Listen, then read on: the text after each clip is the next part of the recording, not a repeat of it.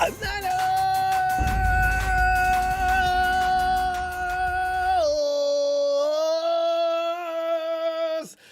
not so hard to say it after 3 days. Actually, this not talking about the 49ers for a few days was a good thing after that game that probably most of us haven't gotten over yet. But then, you watch the games that have taken place since we got done. It's kind of interesting how things are shaping up, huh? Washington football team getting beaten so badly that they got players on the sideline taking swings at each other. It's just a 2021 season. I guess what we're seeing this year, a lot of the bizarre stuff that you see, it's just become normal. God. But the 49ers, Niners just win or stay home. That's all there is to it from here on out. Niners up and down season continues right into Week 16. The Rams win over the Vikings today. Makes Minnesota's chances to continue into postseason pretty much near impossible. Meanwhile, the Eagles win over the Giants puts them into a tie with the 49ers at 8-7. The record-wise, that is a Monday Night Football matchup. The Saints, who are in position to either enter a three-way tie with the 49ers and Eagles. If that happens and all three teams win out the rest of the regular season, my understanding is, and I've read a couple of different things, the Saints will drop San Francisco into the final wildcard spot as New Orleans will take the top wildcard position, eliminating Philadelphia. So tonight, taking your phone call. Here's the thing, though. You know what would have been better, I think? Had the Vikings won. The way the tiebreaker works, if the Vikings had have won, it would have been better. I wanted the Rams to be the Vikings to take them out of the picture, but no.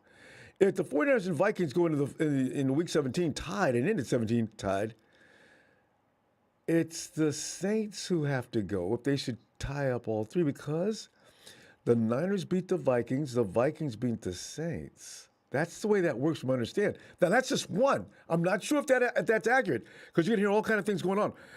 So tonight, we're taking a phone call for contemplation of what has suddenly become a scary situation for the Niners' playoff aspirations. But as expected, the Rams have taken the top spot in the NFC West after beating the Vikings 30-23. As pretty much everybody knew. And as we watched the Cards' continued meltdown of dropping three straight, that included a Christmas Day 22-16 beatdown from the Colts. And maybe you too, we have all wanted the Cowboys or the Rams. And right now, the way the Cowboys are playing, I'm not sure if we really want the Cowboys so badly in the first round. I'm going to go ahead and be honest about that. Maybe to get past the first round and then have to deal with them in the second round might be a better idea because the way they're beating up on the WFT today is pretty gruesome. And with what they're doing it with is pretty amazing as well. Dak Prescott has increased, or actually Dak Prescott is back to what he was before he started looking a little weird. And, all quarterbacks go through it. So he could be on an ebb and flow like just about every quarterback in the NFL. One day you're great, one day you're okay, next day you suck. It's just that's the way it is. Every quarterback in the league seems to go through that. So you don't know who you're going to catch in the playoff situation. But the Niners won't be able to overtake either team anyway and must end their season on a solid note to prevent another team from overtaking them for the 6th seed. The Niners can't catch up to the Rams, and the Cardinals own the head-to-head tiebreaker. So it's really funny because had the 49ers managed to not lose that game in Tennessee, guess who plays the Cowboys next? AZ. They're going to lose that game. You can almost bet money on it. I don't know who they play after that, but Arizona's in a tailspin I don't think they can pull up out of. The 49ers would have won 11-5 or 11-6. I think they would have passed them. I don't think they could win. AZ may not win another game this season. Missed opportunity. So the best of Niners can hope for is why do I feel like Bucky Brooks stopped? Okay, wait a minute. The best the Niners can hope for is third in the NFC West. So a breakdown of the current playoff picture in the NFC with the top four teams being the current division leaders, of course.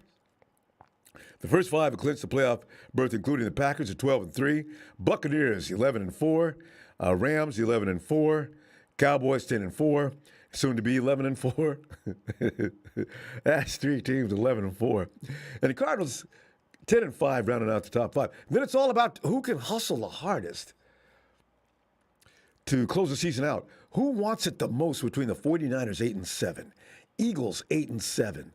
Because the Saints at 7-7, Vikings 7-8, Falcons 7-8 are the top 3 teams in the hunt to make their way into the playoffs.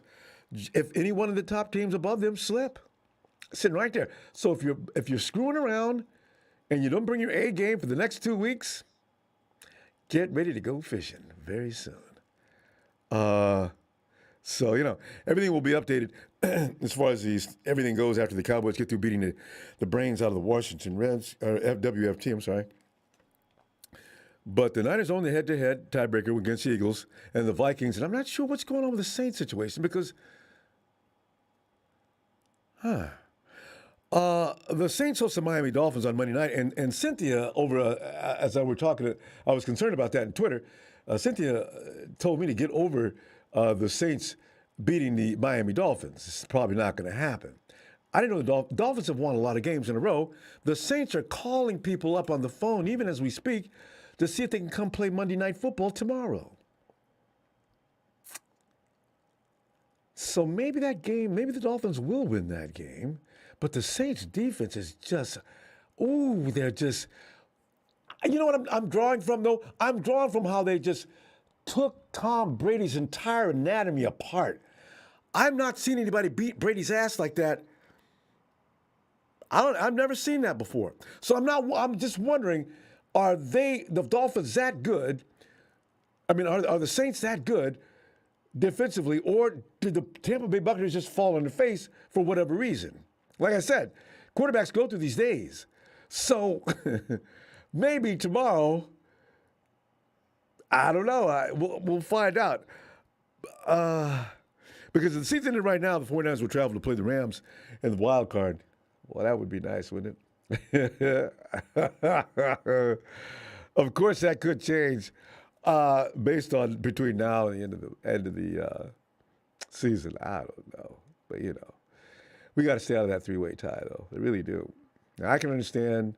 I don't know who's. You know what we got to do? Check the schedules of both the Eagles and the Saints, because we already know the Texans are in trouble Sunday, fam. People keep saying they need to give it Sunday. No.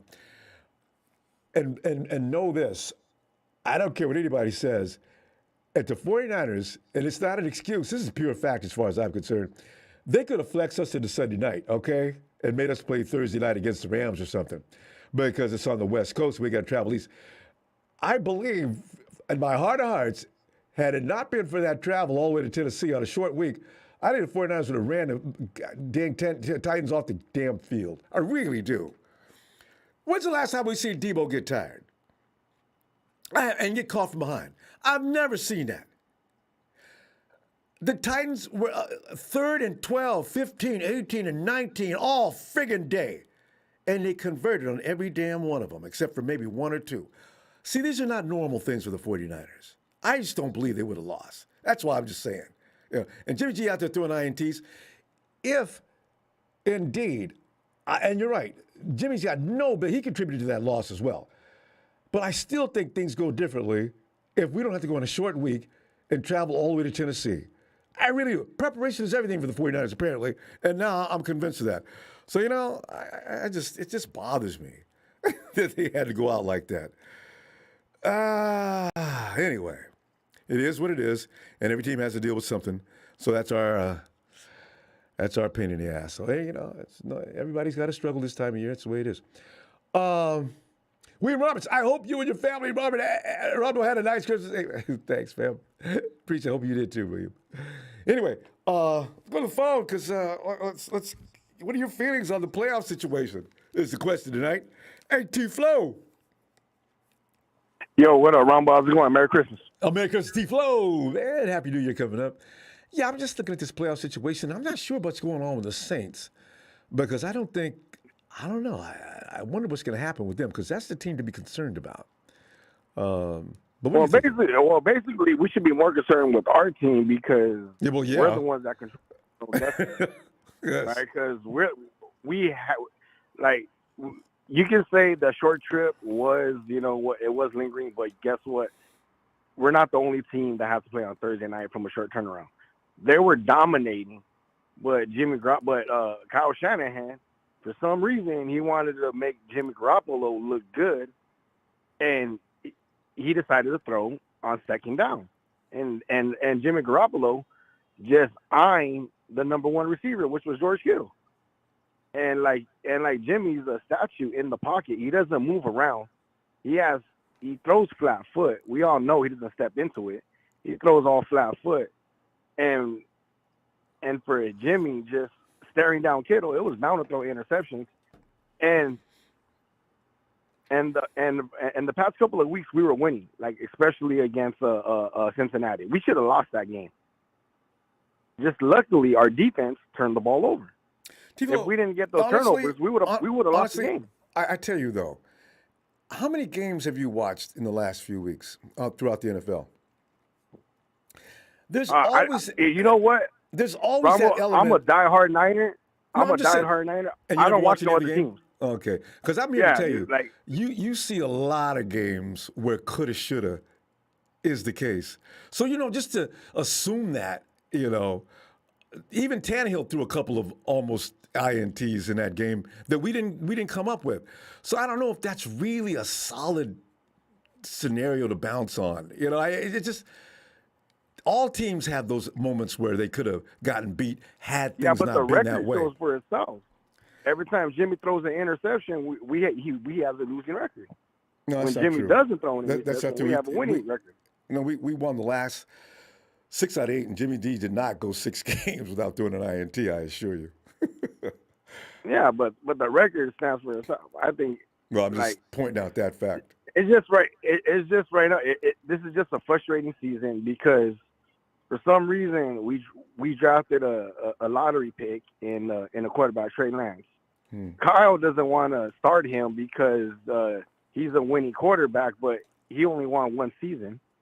He's been ever since 2017, he hasn't really progressed each week, each month, and so it's like, why start Jimmy Garoppolo? They should have got rid of him in the beginning, because with this record right now, supposedly they thought it was a Super Bowl record, and we're barely looking in. We have to win this week and next week in order to, or if anything, we can get help by Eagles losing, Saints losing, and like other teams losing. But as of right now, this is not a good season right now. We have supposedly he thought it was a legitimate Super Bowl window, but then again, the year before we barely won a couple of games. So I don't really think, I don't get his philosophy. Well, Tifo, you have to look at the whole picture. 2020 was riddled with injuries. That's why, even had that team been whole last year and everybody would have been available, at least 80 or 90% of them, you got to believe they wouldn't have had that kind of season last year. That's why automatically you assume if you can get that team healthy back again, you're giving another shot. That's the thinking behind that. Yeah, but then again, we're healthy. We're not all nowhere near 2020, and we still have we have to win to at least have a winning record. Every team's hurt. We have to win this game. Yeah, you can't make an excuse for that. Yeah, every team's hurt. Yeah, exactly. Every team is the NFL. Everybody gets. I guarantee you, if Mostert was still playing, if I don't have Dre Greenlaw out, if I don't have, you can go on and on. There are several guys out that are key that even. Kinlaw would be nice to have in the middle for his big body to stop the run. Yeah, there are really things nice. that you have to point at. You can't just make those drop dead conclusions like that. That's not fair either, though. And what's the status with Al-Shair? I wish I knew. I've been looking everywhere. By the way, anybody in chat, have you heard anything about Al-Shair, man? Everybody wants to know. I think we're not going to find out till tomorrow. That's the main one. Right I heard he's got something wrong with his knee. As soon as they said his knee, oh my God! I heard an MCL. I don't know if that's true or not. Yes, That's what I could have sworn that too. Yeah. I don't know if it's not a tear or anything like that because man, he's a key factor on that defense. Oh, he's been the hustle heart of that defense, man. I don't know. We're gonna find out tomorrow. He took an MRI Friday, but they haven't said a word yet. They could at least told us. Just put it out there so we all know.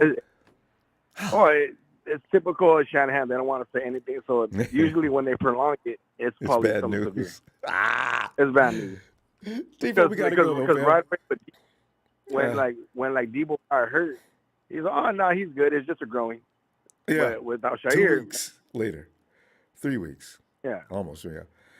All right, T-Flow, we're going to go. I'm going to tell you what I'm going to see tomorrow night on Raw, and we're going to find out about Al-Shar. Shar. Is that Al-Shar? Anyway. Al-Shar. Yeah. All right, Ronbo. All right, fam. Have a great night. Pat Bush says MCL will take you out for 6 weeks minimum. I know, right? And that's how long. Oh, that's how long Wilson Jr. was out.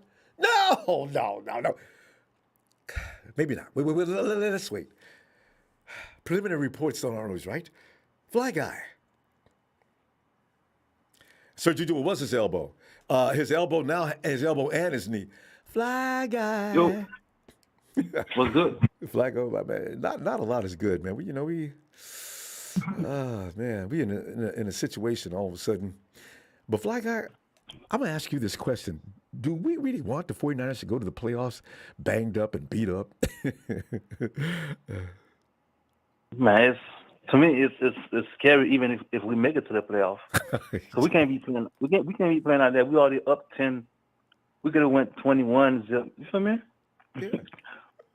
And we just let them win like crazy. That's crazy. It is. It really So is.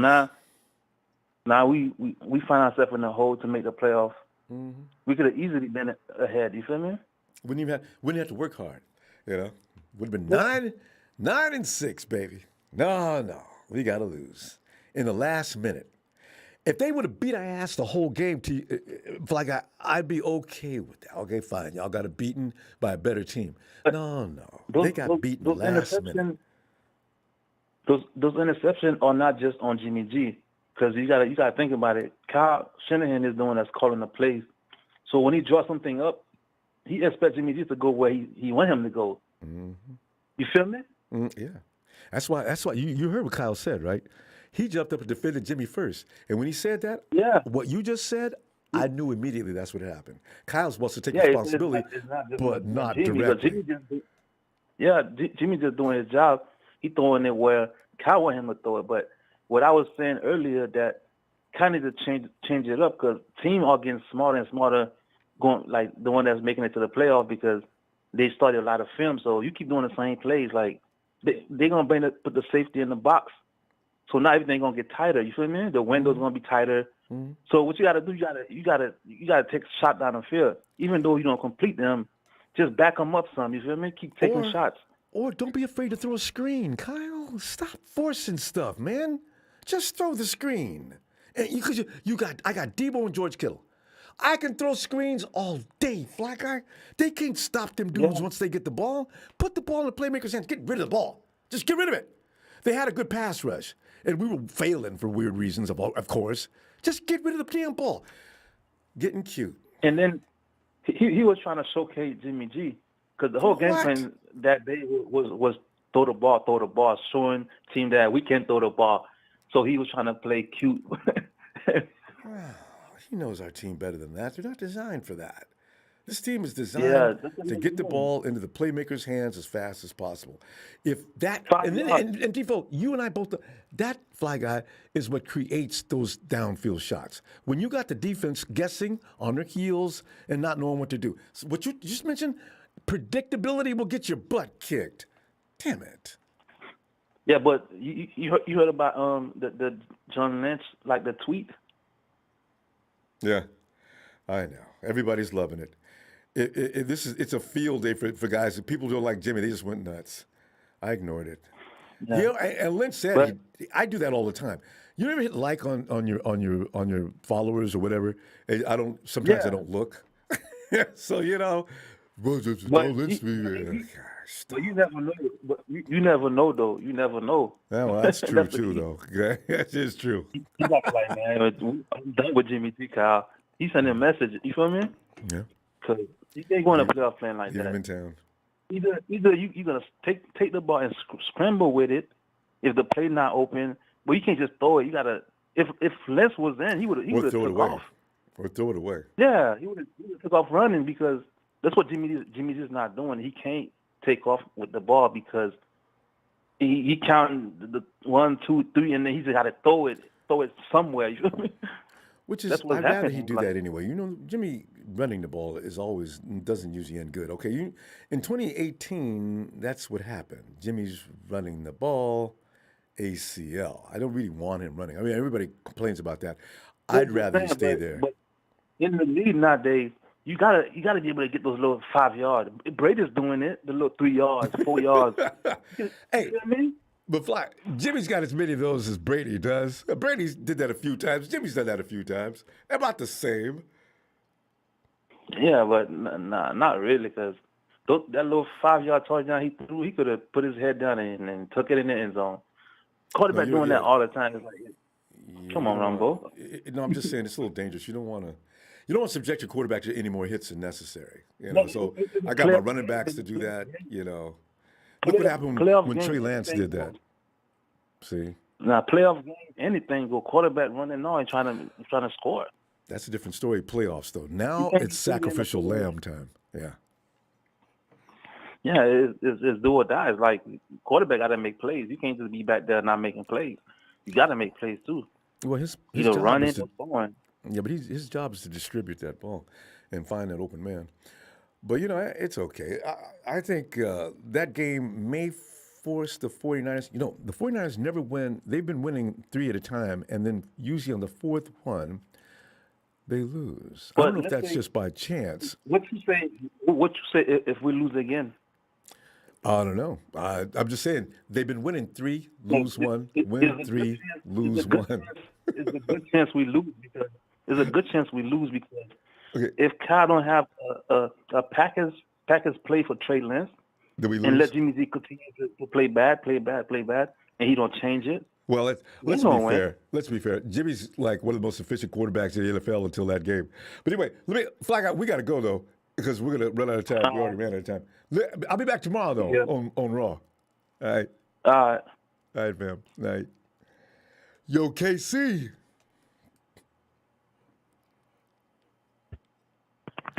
Hey, Ronbo, how was your Christmas? It was good. I got some appliances so I can cook. Cool. It's a hint. You can use this brand new food processor to put some of those dishes you like together. And, I'm saying, listen, I didn't really plan on doing a lot of cooking. I was just kidding. I mean, I always joke when I'm in the kitchen. Well, Ronbo, I'm 30 years old, and I realized this year that when in doubt, just get people food. I know, right? That works every time. They seem so happy, but it doesn't last long. But, you're right. Yeah. Or cooking appliances. Yeah. I don't golf, so he can't buy me golf clubs. What? And Casey, how do you feel when people buy you clothes? Usually it's like something you would never wear. You notice that?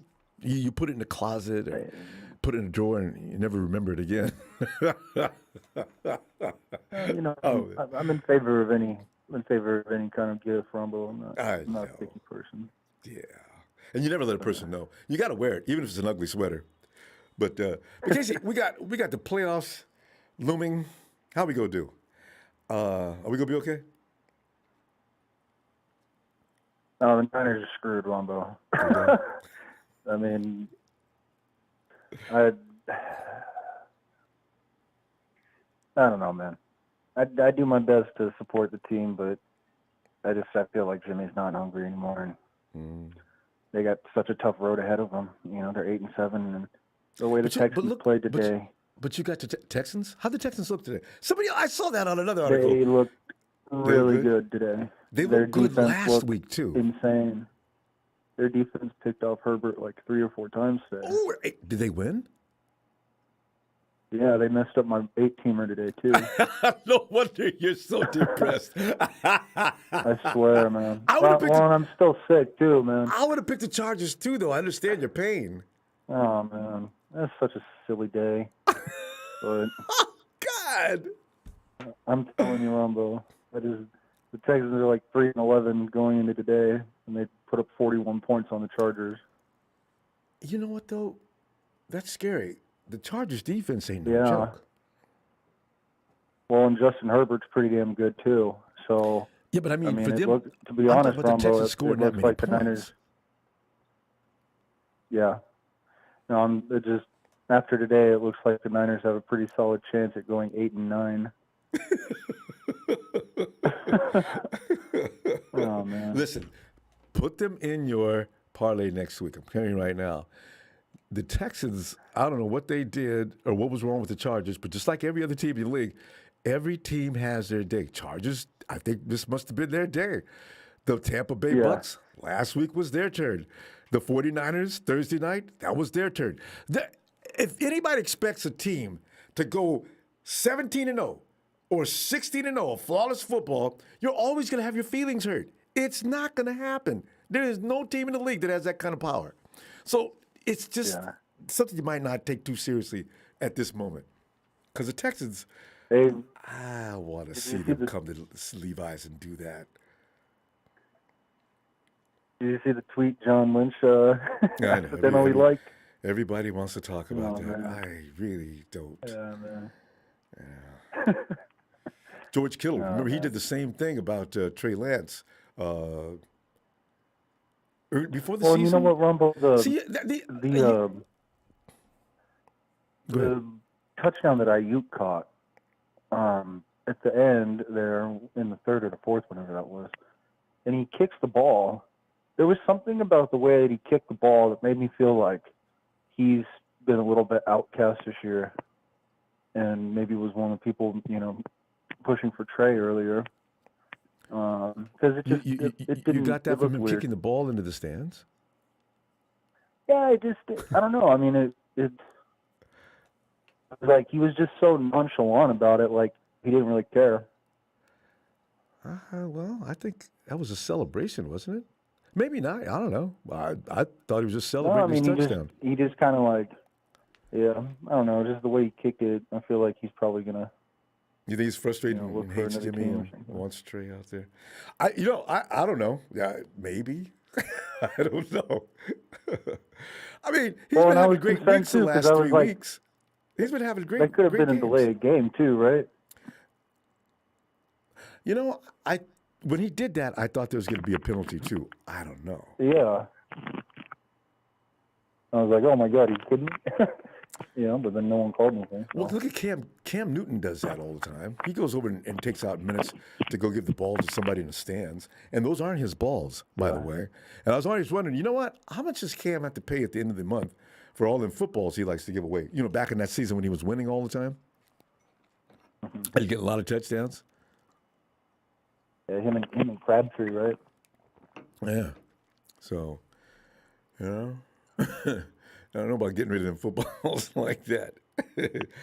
I don't know. How much is an NFL football? That's got to be at least $10 minimum, if not more. Yeah, I think it's like a $5,000 fine. But anyway, Ronbo, I'm gonna let you go, bud. Hope you have a I'm sorry about your parlay, man. You got to be careful of certain teams. I don't know. The Texans, that's a shock. You were right to take that bet. Yeah. I don't know what happened there, unless the Chargers just. Yeah. That's amazing. Wow. Okay, I got to go watch that game. I was watching a game from last week and it scared me. The Texans look better than people think. Oh, what's that quarterback's name?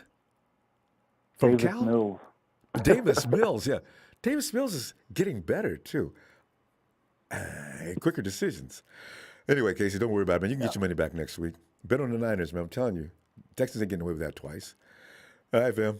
Have a great night. See you tomorrow. Adios. And it is from the state of Tennessee, where the Volunteers once roamed. It is the one and only Dr. Papa Dragon.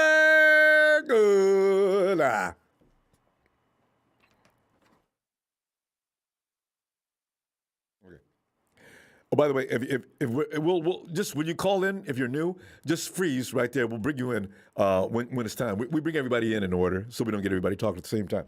Huh?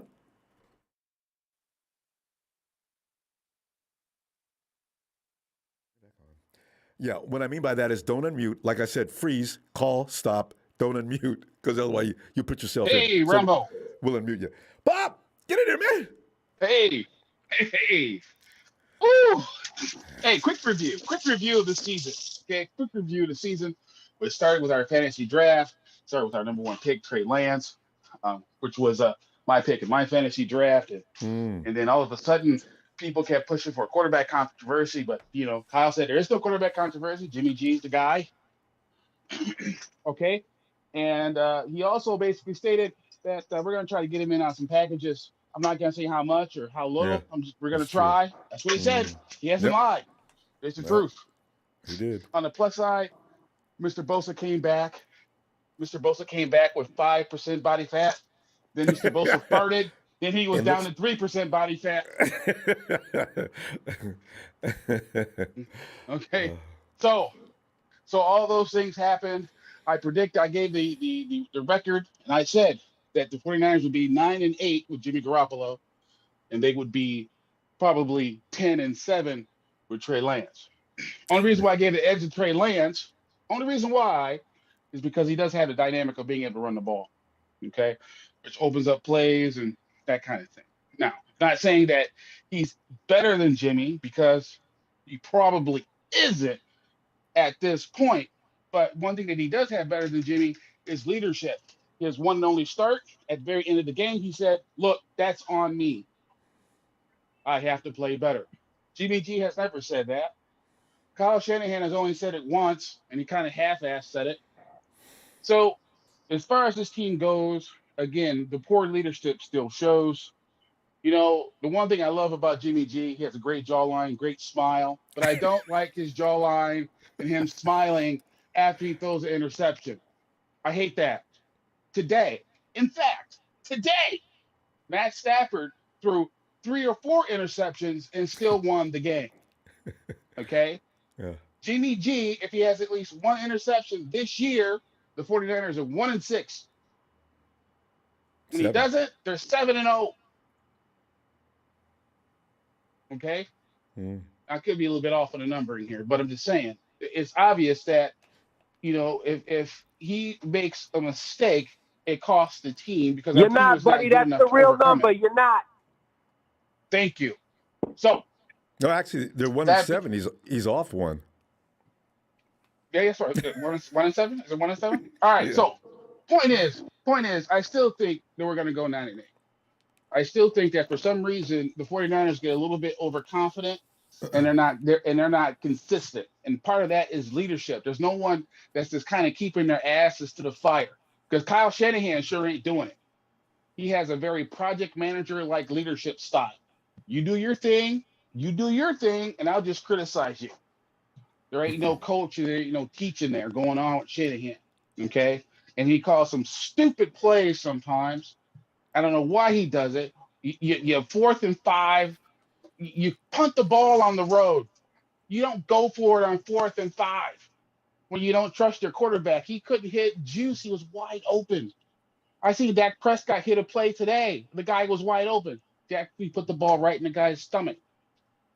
Almost the same distance on the run. So as I've stated all year long, I just try to tell it like it is. Okay, yeah, Mac Jones process is great. He's got a rubber band arm. I'm sorry. He's got a rubber band arm. He's not strong. He needs to get stronger. I don't know if that happened, but the criticisms that I hear about this, if we had this person, we'd be, no, we wouldn't be. We wouldn't be. We'd still be making mistakes on the offensive line. We still have injury problems, and we would still have Kyle Shanahan taking his rookie quarterback and running him into a brick wall 16 times in one game. There's a lot of things that don't make sense about this season. But guess what? I'm still very hopeful, because there are variables. There are variables that could help us. Okay? 1, we have depth. 2, we're serious about COVID where some teams are not. Okay?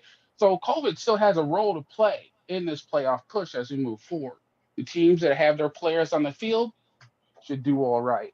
All right. If you are missing a player, such as the Baltimore Ravens were today, they had Josh Johnson started today. Josh Johnson, 35-year-old Josh Johnson. Remember that guy? Mm-hmm. He started for the Ravens today because of COVID. Yeah, how'd they do? 300 yards, 2 touchdowns, and interception. Ravens won that game? No, they lost. No, because I haven't watched all the games. Yeah, okay. Yeah, they had a bunch of players pop up on COVID, and their whole secondary was gone. our secondary is gone. Our starting defensive backs are gone. But that's why I said 9-8. It wasn't just all Jimmy. I was just basically saying, hey, look, we have points of failure in the cornerback department. We didn't improve the offensive line. Those are like major areas of need. And we're a running team. A running team should be running the ball 2-1. Against the Titans, we were 1-2. So we were passing more than we were running with Jimmy G. And that's just begging for a mistake to happen. So I don't know if it was you, Ronbo. I don't know if it was you, but apparently someone got my Twitter account shut down. I made a little joke. I made a joke about Jimmy G. I said for Christmas, I hope porn star Jimmy G's crabs get COVID. oh! I wish I would have saw that. Not him. It's crabs. I said it's crabs. I shouldn't be laughing. That's not funny. Pop, funny. Those are private jokes. You can't do that. That's so funny. Hey, I'm an old man. You know what? I've been using Twitter for just this season only since September, so I didn't know. I know, but you know who got you? I'll bet you some of the girls or the people who run the Twitter, because they're going around. I guess if they get one report, that could happen. I did not do it though. I didn't even see it. They said I threatened his genitals or something like that. I don't know. And I'm trying to explain. No, it's not him, just the crabs. Yeah, the crabs are visitors. I'm threatening his crabs. We didn't such humor. Pop, we got to go though, fam. Production's going nuts as they always do, so we can't go 30 seconds over. Hey, let me see you tomorrow. I'm sorry about that. We'll do it. Let's run the ball.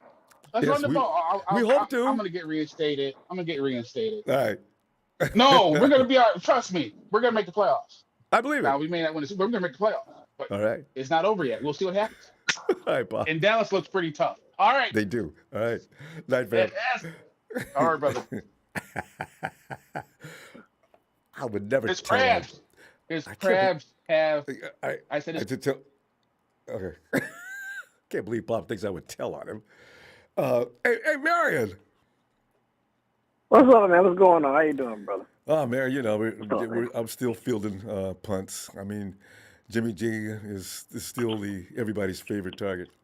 But, that wasn't the question. I was asking more about the playoff situation and what do we expect to do. Are you concerned about, I just heard the text. Marion, I was busy earlier today and didn't get a chance to watch football. I've been watching replays.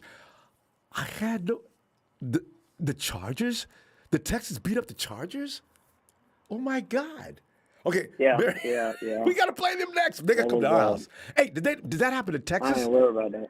I ain't either, not really. Yeah. But, that happened in was Texas. in Houston, but you know what? Okay. Yeah.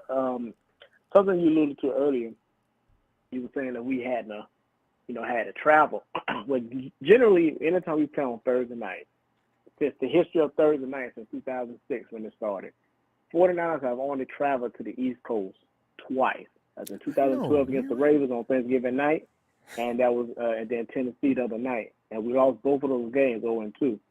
However, we normally play on the West Coast on Thursday night. Normally a division opponent. That's right. It's always the Rams or the Hawks or the Cardinals. Right. Go send us all the way to Tennessee. So that was kind of, that's something that really happens. So people don't really understand when you travel like that. I know when the player plays on Sunday, and they usually don't they rest their bodies for 2 days and anyway you don't even work out on preparation Monday, right? for Wednesday. Yeah. You know what I'm saying? They have to turn back around. They have to travel on Wednesday to get, so they can be in place for Thursday. So 2 days is different versus 5, and that really plays a big part into it. And that's not an excuse.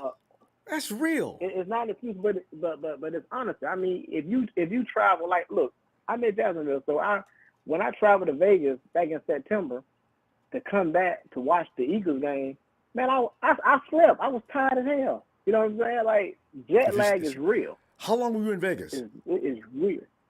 I was in Vegas like 4 days. Yeah, that's all it takes. The lag will set in after about 2 or 3 days, and then you'll feel it when you go back. Yeah. Yeah, I mean, because literally, I was up for 3-4 days. You know what I mean? And then when I got home, I crashed. Literally, I missed pretty much that whole game. We played Philadelphia. I couldn't stay woke. You know what I'm saying? But however, they're still professionals. They're supposed to be able to man up. But, I still think the 49ers can play better football than that. The defense, you could tell the defense was not playing as usual. That's what I noticed first. It's, because everybody else paid attention to INTs. I said, look at the defense giving up 3rd and 12, 3rd and 14, 3rd and... They never do that.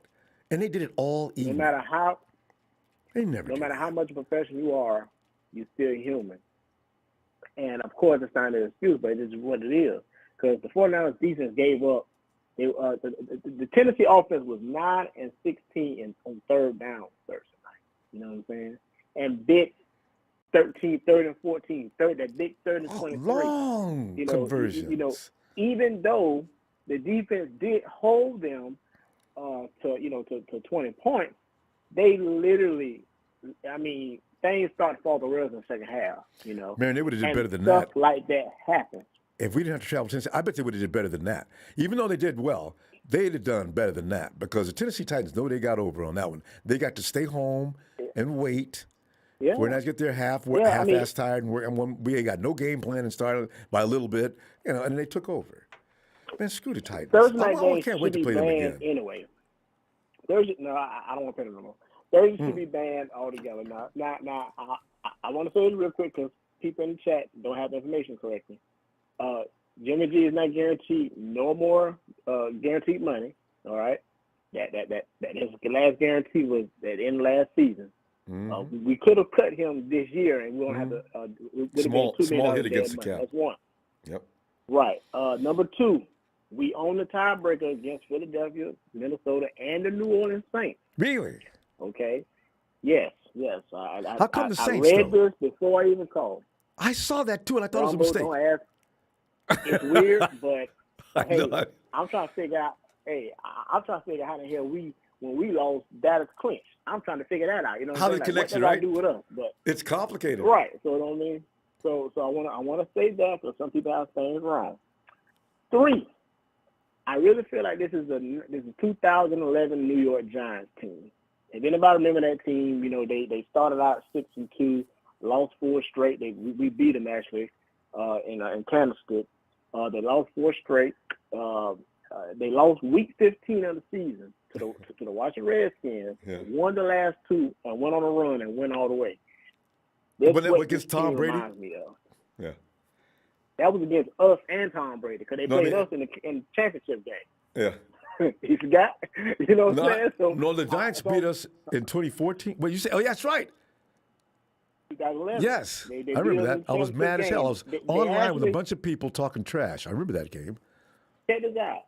Remember, that year Green Bay was 15-1, and they went in Lambeau and beat Green Bay and came to Candlestick and beat us. So the point I'm trying to make is anybody could lose in any given Sunday when it comes to postseason play. Only thing we got to do is just get there. We'll get there. Our defense is good enough to beat teams on the road.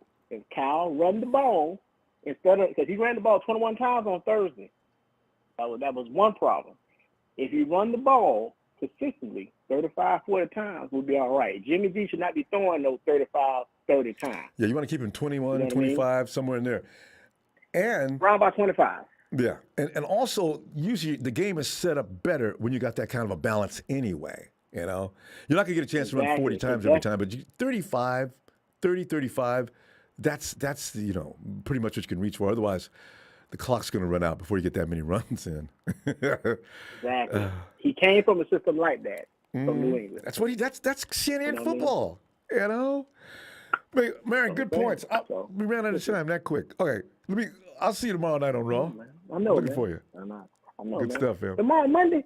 Damn, it feels like it's Saturday. I guess because we played on Thursday. Because Thursday night, and then this is Christmas, and it's just your mind just doesn't know where you are. So, anyway, right. Have a great night, man. Ronbo. Take it easy, man. You too, Marion. And Sarah's 11. We don't own the tiebreaker with the Saints and Eagles. If they win out, they have a better division record. ESPN just said it. Really? The head-to-head doesn't matter with the Eagles? I don't know about the Saints. I'm confused about the Saints. I don't know. ESPN might be confused. You don't get to beat a team out because of that. It's head-to-head. Ronbo. Jay. Ron- I'm listening. Who's that? Oh, DJ Abcool says, AB Colts fan, unable to join you, but we beat the Cardinals. I saw that. That was pretty gruesome. Yo, Jay. What's up, Ronbo? Jay, man, we're just sitting up here and looking at our situation now, and people are flashing stuff, and ESPN says if we finish the same record, we're the team out. I don't believe that. I really don't. You can't lose to a team and then get the nod to go ahead of them in the playoffs. Anyway, Jay, what is your thinking on this? Like, we're trying to get to the playoffs. Are we in desperate situation trouble here, or do you think they'll make it? I don't know, man. Hopefully our running backs can come back and we can start running the ball, because we cannot throw more than 30 times with Jimmy Garoppolo. You know what I'm saying? If he throws more than 30, our chances are very slim. So,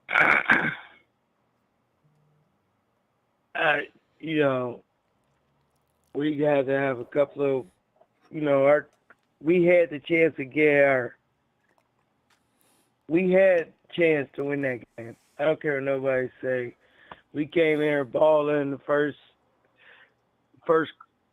quarter, and just we know the story is, but we had that game in our grasp. So I ain't gonna blame it on jet lag, because they was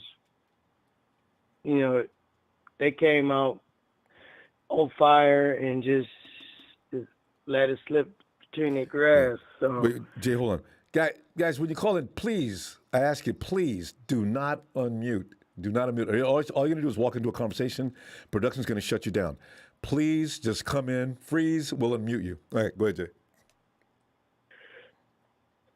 Jay. Luckily we got 2 winnable games. Hopefully, the LA Rams is going to be the one that's going to be very tough, because they're going to be very angry, mad, and, we've been whipping on them for a couple of years, so I think they're going to try to bring their A game. And, Houston, and, none of these NFL teams is slouch, man. They can beat you on any given Sunday. So we can't just put that in the bags, just saying, we can beat these guys. We can beat them if we just come and play our game. But if we come and just play Lexi Daisy and not trying to win the game, we can easily lose this game. Or if we don't come with careless football mistakes. Yeah. You play careless I'm sure football, they care about every game. Yeah, they do. But you know how it is, man. They come, they think, oh, we could beat the Houston Texans because they got a losing record. And that's not. We did that with the Arizona Cardinals. We came in there thinking, Kyler Murray ain't playing, D-Hop ain't playing, AJ Green ain't playing, and we still lost. We got, you know what I'm saying? So we can't come in there with that mindset thinking we just going. They're gonna Houston's gonna roll over. Arizona game though, right? That was another game where they shot themselves in the foot. They was playing good football, but you can't drop the ball a few feet away from the end zone. That's you got to get those in. They haven't done that since. So, careless. Careless. You can't do that right against the end zone. If it's the middle of the field, you fumble it. Maybe it wasn't going to go in, maybe it wasn't, but you can't do right in front of the goal line. Yeah. But I believe we're gonna make it to the playoff. I don't know, man. Not if what everybody says is true. Now, everybody confirms that, yes, if there's a tie between the 49ers and the Eagles get the nod. I don't think that's true. And the Saints, we beat them head-to-head. And then, let me see. And where are they at? Second in the division? And we're third? Maybe that's what they're talking about?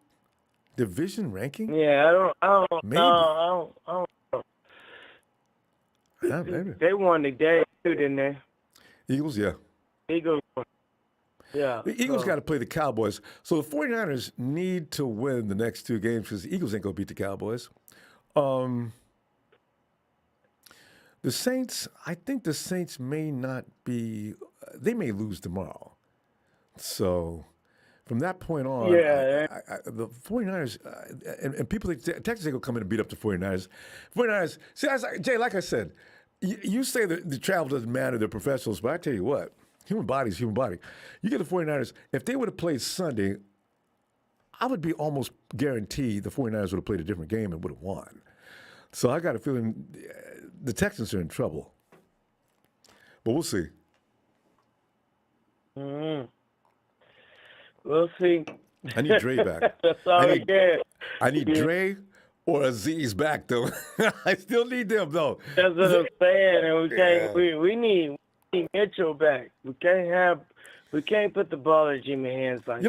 You don't have to worry about that because we still got Jeffrey Wilson Jr. But I still want that defense to be on point. So, anyway. That's true, but I don't want. Yeah. But I don't want to run Debo that to the ground either. So I know. That's not a good thing. All right. No. All right, fam. All right. I wanted to tell you Merry Christmas to you, Ronbo. Thanks, you have Jay. a good night, brother. You too, fam. Thank you. All right. And Antonio Monroy says we will be eliminated after two games, most relying on Jimmy G. 49ers need to stick to the run. If not, we are toast. Jimmy is a reckless game manager. Okay? Thanks, Antonio, for that contribution. All right. Hey, Greg. Hey, Ronbo. How you doing, buddy? It's just like, we won forever until we get to Tennessee. And now, all of a sudden, we're the trash of the league, and Jimmy's the worst quarterback of all time and everything. I don't know why. Greg, my feeling is, I just want to share this. I don't want anybody to take this the wrong way. I get the feeling if you don't like somebody, you just really start imagining things, right? Right. I just don't understand how, after all those weeks of being pretty much ranked as the most efficient quarterback in the league, does he turn to garbage after one game? If he doesn't go 16 games in a row with absolutely flawless perfection, he's going to be considered garbage. That's why I always defend that guy. But Greg, what are your feelings, though, on what's coming up and anything else you want to add? No, I mean, he's right to defend him because, look, I was pissed off watching that. I was yelling at him. I mean, I heard you going back and forth. Yeah. You were like, what the hell are you doing? You weren't even thinking about maybe we should just sit him and bring in Lance. Maybe he's just off. He's not having a good game, and that happens. It happened to Montana in '87 against the friggin' Vikings. I mean, I know you remember that game when we should have kicked their butts, and Joe had a horrible game, and Steve came in. Yeah. And they couldn't catch up. He made a comeback, but we lost, and everybody was going crazy. Steve's going to be replaced. Remember that? I mean, people don't even know the Niners. Yeah, Joe had games like that. You can't be like perfect. Me and you. You know what I mean? That's what I'm saying. You can't be perfect every game.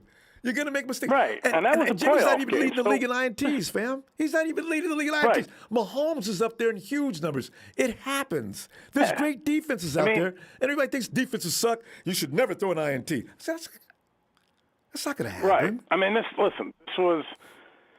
was not a playoff game. All right. It felt like one, but the point I'm trying to make is, I mean, you remember when Cincinnati game when, he didn't play too hot, but he drove down the field. What was it, 90-something, 95 yards? Or no, not 95 yards. It was 90 yards. It was like 90 yards. They went down the field, they scored, and then they did it again in overtime, and they won the game, right? Yeah. Remember that? If he would have won that game, because they drove down the field to tie it, if they would have came back down and got a field goal, overtime, everybody would be like, all right, well, yeah, he had a bad game, but you're never going to listen. He threw that second interception. That I watched that. I keep going back to that second one. He lost the ball. It went too high. I mean, he didn't throw it to the guy. It came out of his arm. If you watch it, it came out of his arm. It just was high, and he was right there to get it. So yeah, that was a bad throw. The other one was a bad throw that the guy dropped. But what I'm saying is, yeah, he looked. It just pissed us off, you and I, because and everybody, because you thought they were going to blow him out, and ended up, he just shit the bed. You know what I mean? Yeah. And, what are you going to do, right? But wasn't the first INT in the first half? Okay, we're still not losing the game, right? I also look at the fact that A.J. Brown cannot have a career night for us to win that game. And I was worried about him playing to begin with. I said, you know what? A.J. Brown's not playing. I think we got this. Because I knew the 49ers were going to be dragging ass a little bit because that's the middle of the week, 2 days rest and go. I don't know about this game. I was worried about it. Who does these schedules to make them go across country? I mean, is that the stupidest? If it was like Arizona or if it was like LA, I mean, like, what the hell is the matter with these people? Don't make them go to Tennessee on a Thursday night in week 15. God. I mean, I'm not trying to make excuses. They came out to play, but they were probably, if that was Sunday, he would have been throwing the ball like the way he was throwing it. I mean, he may have had a pick, but he wasn't. I mean, in the end zone, he was trying to force that. Don't get me wrong. And, I guess he should have took a little bit of when he was up on the podium, he probably should have said, hey, you know what, this is on me. Like, sometimes they listen. You got to take responsibility. When it rains, it pours. They're just destroying him. They hate him. They don't like him. It's deep. And it's like, one's there that, listen, you got to let it play out. I mean, they're going to mop the floor with the Texans. There's no doubt in my mind. They're going to be pissed. They're going to come out there. They're going to kick the shit out of them. And then they're going to go into the Rams. And I honestly think they're going to beat the Rams because the Rams are already positioned. They got the division. And they're going to try to like rest some of their starters, but they're going to go in there and they're going to need it more than them, and they'll probably beat them because Sean Payton, not Sean Payton, Kyle Shanahan's the daddy. So I think that they're going to have a couple good games, and don't count them out, because you could say what you want about Jimmy, but. He does throw these stupid picks, but he does always come back and seem to, let it roll right off his back. You know what I mean? So he didn't do it last time. Yeah. It was a horrible game. I'm not saying he's the greatest or nothing. I'm just saying, you got him, deal with him, let it play it out. Maybe make a run. Maybe get a little bit of Giants kind of wild card, sprinkle some dust on them because, Giants were 9-7 that year. Yeah. And what's our record? Ronbo? 8-7. Okay, so we win the next two. We finished at 10-7. It's not out of the question. I mean, there's always a West Coast team. Listen, if you got it and you're rolling and you got the thing going and people coming back healthy. I mean, if E-Man comes back, right? Am I right? Emmanuel Sanders? Yes, Emmanuel Sanders. I mean, Mosley. Yeah, I like watching what's his name learn, but I need Mosley. Yeah, we need him because this, Josh is just Josh Norman's horrible. I mean, the kid is not bad. He's just learning, but he's, you need Mosley on the other side. If Mosley's on the other side, I think you got a legitimate shot of really, that pass rush is just you can't just do what they did. The Texans.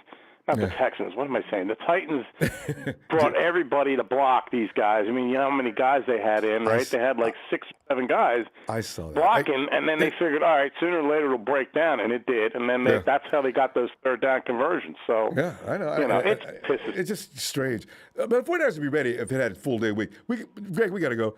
That's what I'm going to do. I'll look for you tomorrow if you got time. All right. And happy holidays. Yeah. Good talking to you, Ronbo. Take care, buddy. Good night. Bye-bye. Yo, Frank, come on in.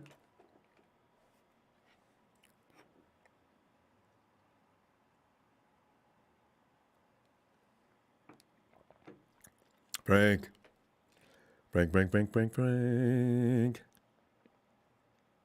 Romo. Who's that? Hello, Romo. Yo. Okay, I'm not sure what's going on here now. Okay. Hello? Is this Gerald or Frank? This is Frank. Frank. Go ahead, Frank. Hello. Yes, I'm listening. You hear me, man? Yes, clearly. All right. Go ahead. Can you hear me? All right, good to go. First of all, Merry Christmas and Happy New Year if I don't talk to you no more. Thanks, Frank. All right. And it's always good to be back on your show, even though I got a couple little critical points here. All right, man. What we do. We can't have no excuses, man. And you know my theme, and I've been saying this theme for a couple of years, man. We can't use excuses. Now I'm hearing a caller saying that traveling played a effort in our loss. That's the excuse. All teams travel. Every team's travel. We can't do that. We can't come from the refs. Now we blame it on travel. We blame it on the weather. I mean, this is how far that we have fallen, man, when we start doing stuff like that. Let's blame it on play calling. Let's blame it on execution. Let's blame it on not having enough points. Let's blame it on whether the run ratio is better against the throwing ratio. And it's a pitiful sight when everybody is, not everybody, the smarter people see Jimmy for what they are. But you sit there and you try to defend. Hold on, let me say this. When people sit there and they try to defend Jimmy G, even in the midst of interception, Frank, bad but just throws. Frank, I just want to piggyback on your point. Okay, now you're saying we should look at every element of the game to come with a conclusion as to what happened, right? Okay, but why is it that nobody's looking past Jimmy G? There was other things going on in that game. Why is it only him that is being emphasized? But why is it when a game like that is played, it's the opposite? I could turn that around on you. Why is the protection goes around Jimmy G when a game like that is played? You didn't hear me protect him. In fact, I don't know anybody's protecting him. The first thing I hear, I ain't even, you the captain of the ship. I'm not even gonna go with you. I'm just talking about other callers. When I hear things, let me just say this, man. Kyle Shanahan, we can't win games scoring 17 points. You know that. You can't go to the playoffs putting 17 points nowhere. Yeah. And you got to put up points. And I saw conservative. I saw how we did, right at the end of the first half. We had an opportunity to do something. All he did was ran the clock out. You can't do stuff like that. And then, right at the end of the game, you wish you'd have had that time. You know what I mean? For the next quarter, if you could have did something like that. You can't do stuff like that. Opportunities is there. And those are opportunities when you fly down here, not call a slant play, right? So this thing about giving Kyle, my prediction is getting ready to happen. When I say 500, I forgot we had the extra game. It's impossible to go 500, win or lose. Right. Record. If we go 8-10, I mean, he's not going anywhere. So I'm gonna stop, like you were saying before, dreaming, because that's not going to happen. He's not going anywhere. We're gonna suffer for this. We're gonna have a guy that's been with us, gonna be with us about 10 years, and out of them 10 years, if we even win one Super Bowl out of them 10 years, it wouldn't be enough. He owes so much more for the talent and the money that Jed York put in his hands. Yeah. Right. So those are the things that's going on. And then after a loss, you know what? Sometimes I can't tell if we won or lost, because if you listen to different people long enough, you think that, we won. It's just these things happened that made us not win. Hey, right? No, Frank, so if you do that, to your point when you were saying teams can't go 16-0. Yeah, you can go 16-0 if you listen to the 49ers fans. Yeah, we go 16-0 because we got an excuse for the losses. We get mad when we win. Frank, okay, now I feel you on this. This we can agree on this. If we're winning, okay, we're still picking on players, particularly one. And if we lose, we're picking on them entirely. It's one way. It's never, congratulations, good job. No. He almost threw a pick. He did this. He did that. He did this. We got lucky to win that game. It was about us running the ball. It was their defense. So I say, Mr. Ronbo, do you think Jimmy G is an elite quarterback? Do you think he's an elite quarterback? I've never claimed that. I like to do. Okay. I judge him on what he does. Quarterback, so he's not an elite quarterback. So he's in between mediocre and good. Okay. Right? You agree with that? Okay. You agree with that? So you can't win a Super Bowl, or you can't go into the playoff without an excellent run game and an excellent game manager. I heard one of your callers say that he's really not a good game manager. Because if you throw the ball to the other team, that's kind of mild. You might would. Well, maybe he's getting paid under the table or got their jerseys and something like that, because you cannot throw the ball. I know you got to go. But you cannot throw the ball to the other team. And if we don't win the next 2 games, then, maybe we need to clear the whole offense and then start over. And Fire start with Trey and then build around him. Thank you, Romo. All right, Frank. Happy holidays. Yes, sir. And Gerald, come on in.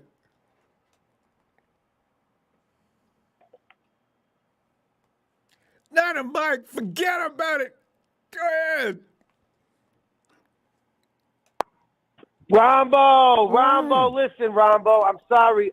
I'm freaking sorry. I'm on the run, all right? I'm on my way to the airport, and I didn't mean to interrupt earlier, but I was trying to get the freaking call in because I don't know when I'm going to be going over here. But listen, I apologize about that. Merry Christmas to you. Hope everything's good over there. Some of your callers tonight were going to put me to sleep. I don't know. The one guy was talking about jet lag. I was going to say it was whatever the hell he was smoking. Because I don't know, Ronbo. It was I'm dying over here. But listen, I want to say this, and I just want to make it friggin' clear, and I want to speak on behalf of I think a lot of 49er faithful out there. All right. Not only did Jimmy G, Jimmy the Gent, Jimmy Fragilio blow it out of his ass the other night, Ronbo, but did you know that there's a scenario that if we, the Eagles, and the Saints all went out, that we missed the playoffs? Yeah, I heard everybody saying that. Did you know that, Ronbo? I just heard that. Yeah, everyone's not saying it. It's real. It exists. If we went out, they went out, and the Saints went out, we're out. You understand? 10 wins won't mean shit. That game was huge, Ronbo. It was big. It was very big, and Jimmy G blew it out of his ass, and on top of that, he didn't even have the friggin' balls to say, I fucked up one time in his little post-game interview with his stupid freaking smile. I wanted to smack it off his face after I watched it because I didn't freaking watch it when I called in after the game, Ronbo. But after having time to look at it and all his little giggles on the sideline, I was so glad that so many people called it what it was, Ronbo, and called him out for his horrificness and the fact that we've friggin' won games in spite of him, Ronbo, in spite of him. And that's sad in the sense that he's not a Ryan Fitzpatrick, Ronbo. He's not a freaking Keenan. He's not some jerk off guy that we're only giving 10, 12, 13 million to. He's the highest freaking paid player on our team. You know what I mean, Ronbo? Some guy, when you pay the highest paid guy on the team, that's why people are going to go after him when he plays like shit. Not to mention, he plays the most important position on the team. You know what I mean, Ronbo? And here's the deal. Our one saving grace was that Atlanta was still in the friggin' mix. But guess what? They had to win out to get to make Week 18 important for them versus New Orleans. But guess who they play next week, Ronbo? They play the friggin' Bills. And you think the Bills need to lose? No, they need to win. They just barely took the lead back over from the Patriots. Wait. So they're not going to friggin' lose. Mike, all right? And as of right now, all right? You said the Saints play the Bills next week? Yeah, no, the Falcons play the Bills, Ronbo. The Saints, we got to hope and pray. Our only hope right now for the playoffs, I swear to God, is that the friggin' Miami Dolphins stay on their little hot streak and beat the shit out of the Saints tomorrow night on Monday Night Football. That's our only hope. And lucky for us, I think they put about 15 friggin' players on the Saints on the COVID list this week. So we got a shot. All right? But that's the reality. But you know what? It doesn't even matter. What matters is this, Ronbo. This friggin' guy put us in this friggin' predicament. All right? He put us in this friggin' situation. And for that, he should get friggin' slapped right across the face. Just for that alone. And then he didn't want to take any friggin' credit for it. And he's throwing interceptions, laughing on the sideline. You know, I watched Tom Brady the other night. Tom Brady throwing the little freaking screen back play when he was throwing interceptions. This is Tom Brady. This is a 6-time Super Bowl champion. The most accomplished football player on the field every Sunday. And yet he's pissed off when he's having a bad game. What does Jimmy G do? He's over there fucking smiling, wearing his $2,000 suits, looking like a real freaking jerk-off after the game. And I'm going to tell you, Ronbo, it makes me sick because all the rest of those guys out there played their freaking hearts out. They played their hearts out. Listen, we know our defense is freaking trash. We got freaking old-ass Josh Norman out there, and we're playing a freaking, 4th, 5th-round pick rookie? That's just not that freaking good, Ronbo.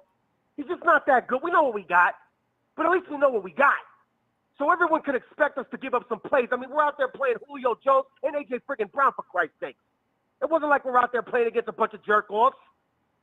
All right? They're going to make their plays. The reality was Ryan Tannehill was just throwing up the fucking football to whoever, and they was out jumping whoever Ambry Thomas was on. That's the reality of it. That's the truth. That's the facts.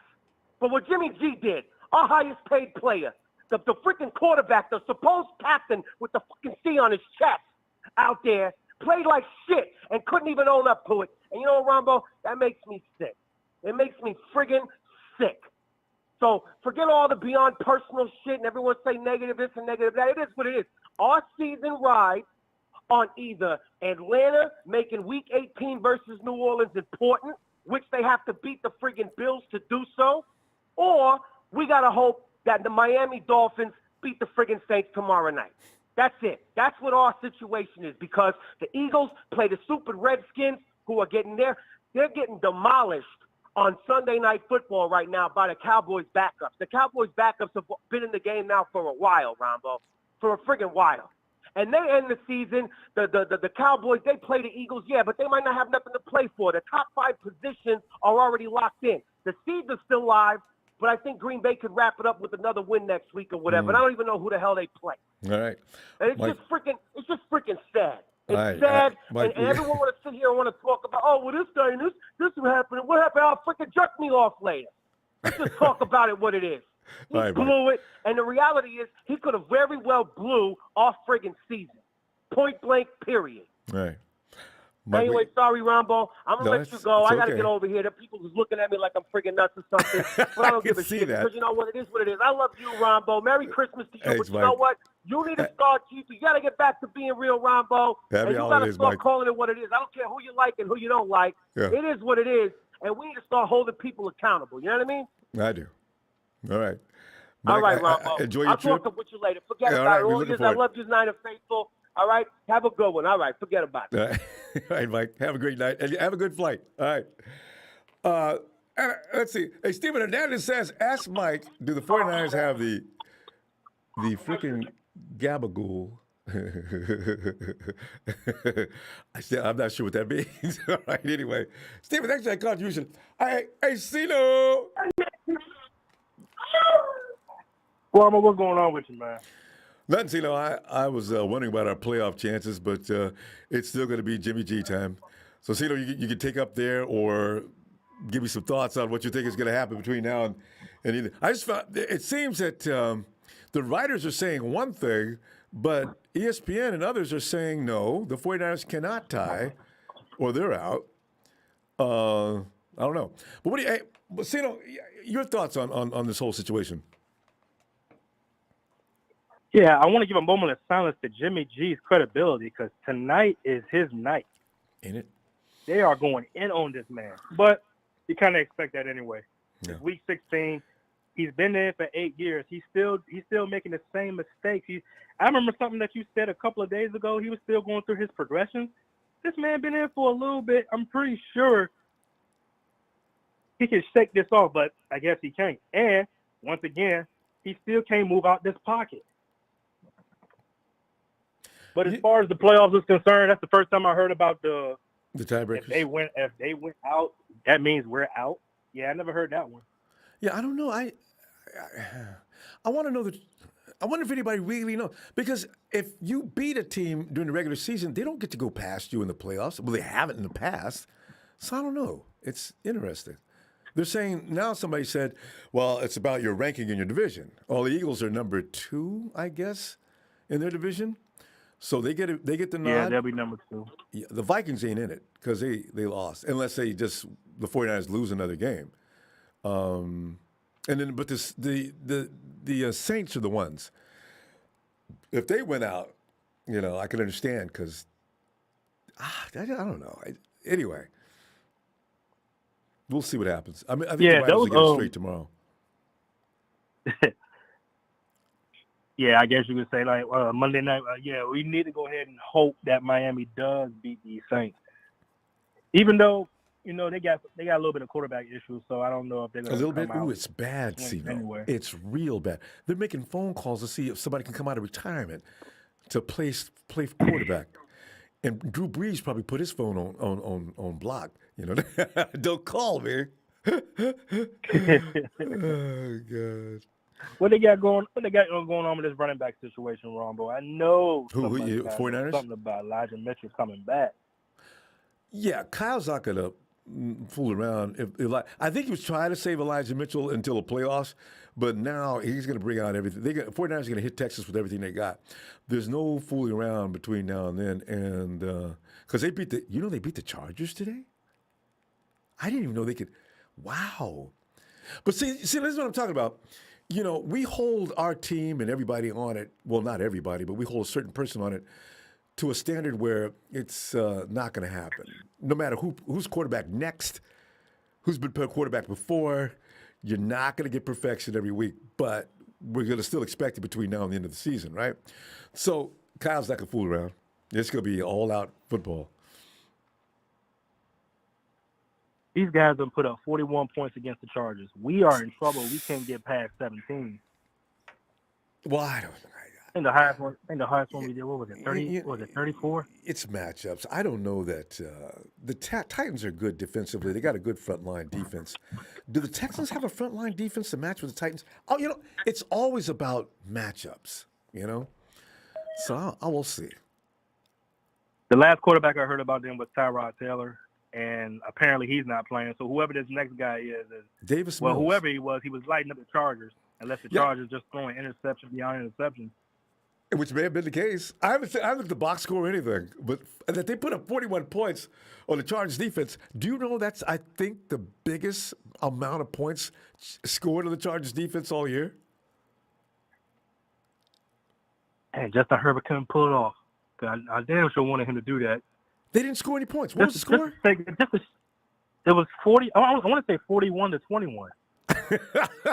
That's amazing. I don't know what happened.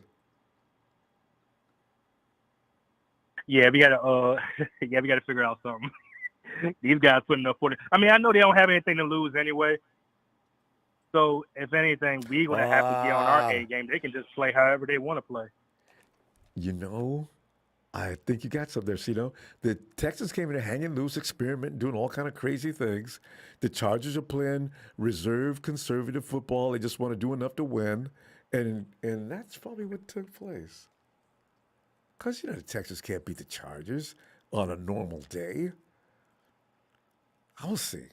Oh, you know what, though? I'm looking forward to the 49ers, how they finish this season. The 49ers have built some character coming down from a 2-4 to, what were we, 2-6, something like that? You know, I don't care what anybody says. And they can condemn everybody on the team if they want to, but I'm proud of the 49ers from what they did and came back from the dead in order to claim a playoff spot. Yeah, we can nail Jimmy G all day long, but he was part of that too. This is why I just listen. But see, listen, we do have to go. Let me see tomorrow. I'll be back on Raw. All right. Yeah, Ronbo. There you go. Night, fam. I see it. And Rifle says, Ronbo, we have the tiebreaker over filling the Vikings and the Falcons. See, the Falcons aren't really.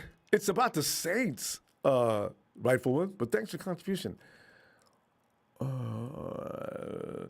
what actually was, I like Mike. He didn't sugarcoat it. Finally, somebody looking through the Jimmy G foolishness.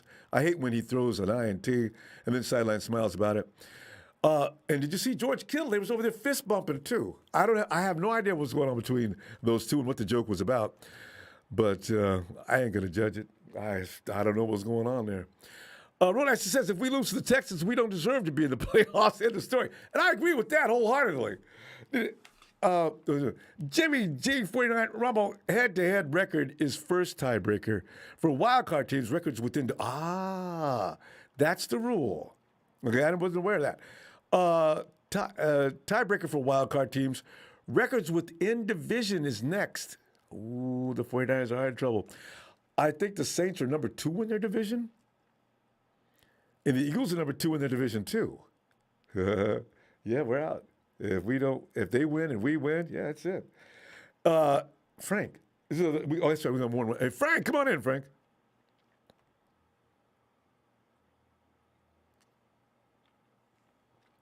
Hello, Frank. Hello. All right. Let's go. Check out. Hey, Delvin. Hey, Ronbo, man. Getting late. Yes, it is. A little tired. So, gotta go to work in the morning. But, All right. you know, gotta ask everybody that's, watching the Ronbo Sports show and listening to the broadcast, if they could just take a moment and just close your eyes and think about the game itself that you watched this Thursday. Just close your eyes and think about it for a minute. And I want you to simply just switch quarterbacks. I'm not talking about Trey Lance either. I'm talking about we put Jimmy G on the Tennessee Titans team, and we put their quarterback on our team, and we look at how our team played this game. Who team wins? That's interesting. That's all I got to say. Have a good evening. Love you. Delvin, that's an interesting concept. All right. Delvin, sorry to make you wait. Okay, Devin. And happy holidays if I don't talk to you again between now and New Year's. And, all right. There he goes. And there's Josh, the Rams fan. Josh. What's going on, Ronbo? Josh, man, I'm sitting there, man. It's we're melting down as a fan base, and we're designating blame, and it's all about one guy. And all I asked was, so what do you think's going to happen going forward here for the playoffs? And again, it became a Jimmy Garoppolo roast. So Jimmy, it's good that he's leaving next year. But Josh, go ahead. What do you want to add to this tonight?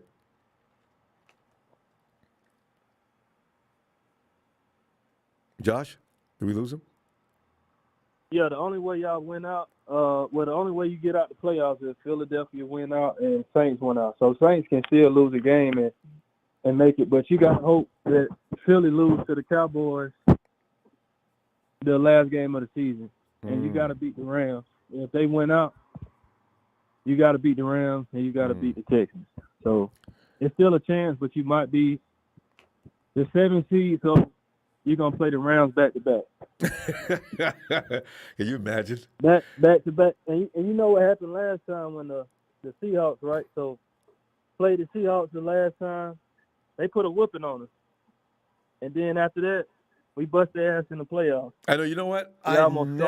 You're so right. I never like to play the same team back-to-back because now they've had some time to get mad, get fired up, different plan the second time around. And, so I didn't like that scenario. I agree. But y'all will make the playoffs. I doubt Philly will beat the Cowboys unless they don't feel like playing? Resting on their laurels and they just let the Philly win. Because Cowboys already got it wrapped up, right? Yeah.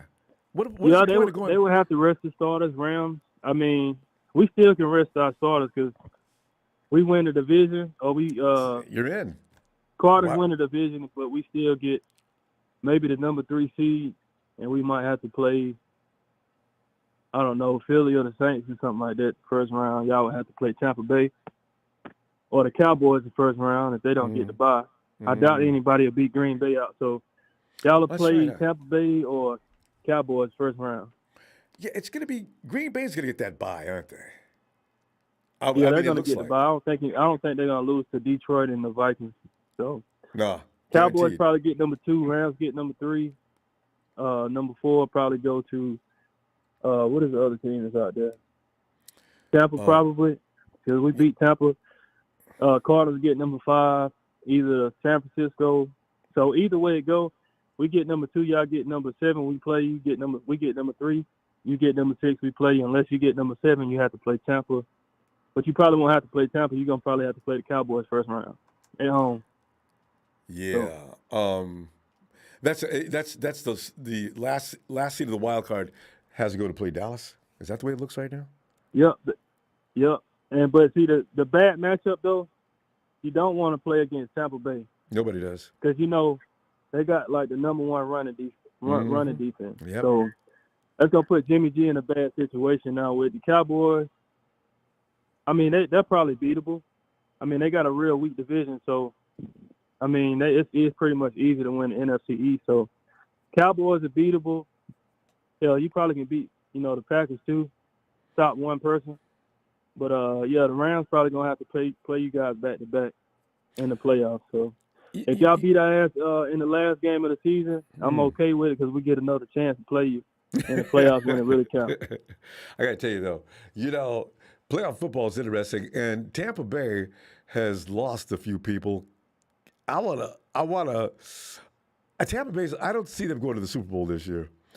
I got a feeling I don't. Green Bay's been extremely lucky this year. They don't have everything goes their way. When you got that kind of mojo working, you're gonna be hard to beat. You guys have been every team that plays hurt. Yeah, but even though Stafford can have incredibly bad stats, him and Cooper Kupp, they're the ones who can beat you. I'm noticing that because Stafford's out there. Jimmy G, if he throws an INT or misses a game throwing an INT, he's still gonna get condemned to hell. But Stafford's throwing 2 and 3 NT. How many INTs has Stafford got this year? He threw 3 today, man. They was triple teaming Cooper Kupp today, man. So I mean, we gave him the ball probably like on the 20-yard line, maybe like the 5-yard line, and they got field goals, maybe 1 touchdown. So we can't do that against the last time we did that, man. I watched the game over with Green Bay. We threw those picks and that pick six, man. We could have won that game if it wasn't for we had a fumble that game and maybe 3 picks, and they beat us, man, by 8. So, but if we don't turn the ball over, we'll be fine. But Josh, you're a Rams fan. Is anybody saying anything bad about Stafford? I mean, you got the bandwagon people. They're saying bad things about him? The new Rams fan. Oh, okay. I'm surprised. Detroit Lions fans that are kind of salty, Yeah. But Jimmy's the only guy I know, if he throws an INT, the hate, the anger, it gets off the hook. Damn what everybody else did. Jimmy threw a pick. So Stafford, and I watched Tom Brady throw 4 the other day, or was it 5? I said, INTs are not unusual in the NFL. So teams still overcome them. That should be the whole reason you lose a ball game. So I always laugh because, my God, it's Jimmy. Good luck in your future, man. You got to get out of here. You are hated unreasonably. It's time to go. So Anyway, hey, Josh, we got to go. I'm gonna see you. I'll be back tomorrow night if you got some time. All right. Okay, I'll see you guys tomorrow. All right. And Ron actually says, "Yep, we damn sure we don't want to throw Jimmy G to the Wolves against Tampa defense.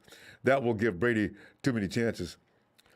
Nasty, thanks for that contribution. I got to tell you guys, one thing I do know is about Jimmy G, when it comes to a superstar quarterback on the other side of the field, plays his best games.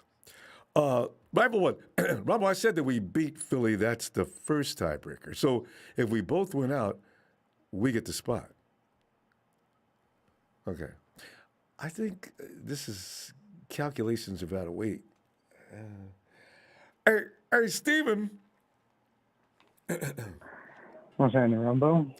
Steven, I'm sitting back here projecting into the future and looking at our schedule ahead and anticipating what? What are you thinking? Man. Well, I can guarantee you one thing. The sea chickens, but the pigeons, I should say, the Philly pigeons, they're definitely not going to lose to the Giants. That's for damn sure. Well, they already played. They outnumber the Giants 10-1, so that's not happening. But we have to rely on the Cowboys to actually do some damage to the Eagles, which will be a possibility 10-1 in Cowboys' favor. Now, everyone's riding Jimmy G, but you know what, Ronbo? I think I'm going to do that tonight too. Here's the thing. Man, Ronbo, I had so much faith for this cat. I really did. I absolutely did. But it stands out to me the most when George Kittle, during his interview, said, all of our players showed up to play except for one.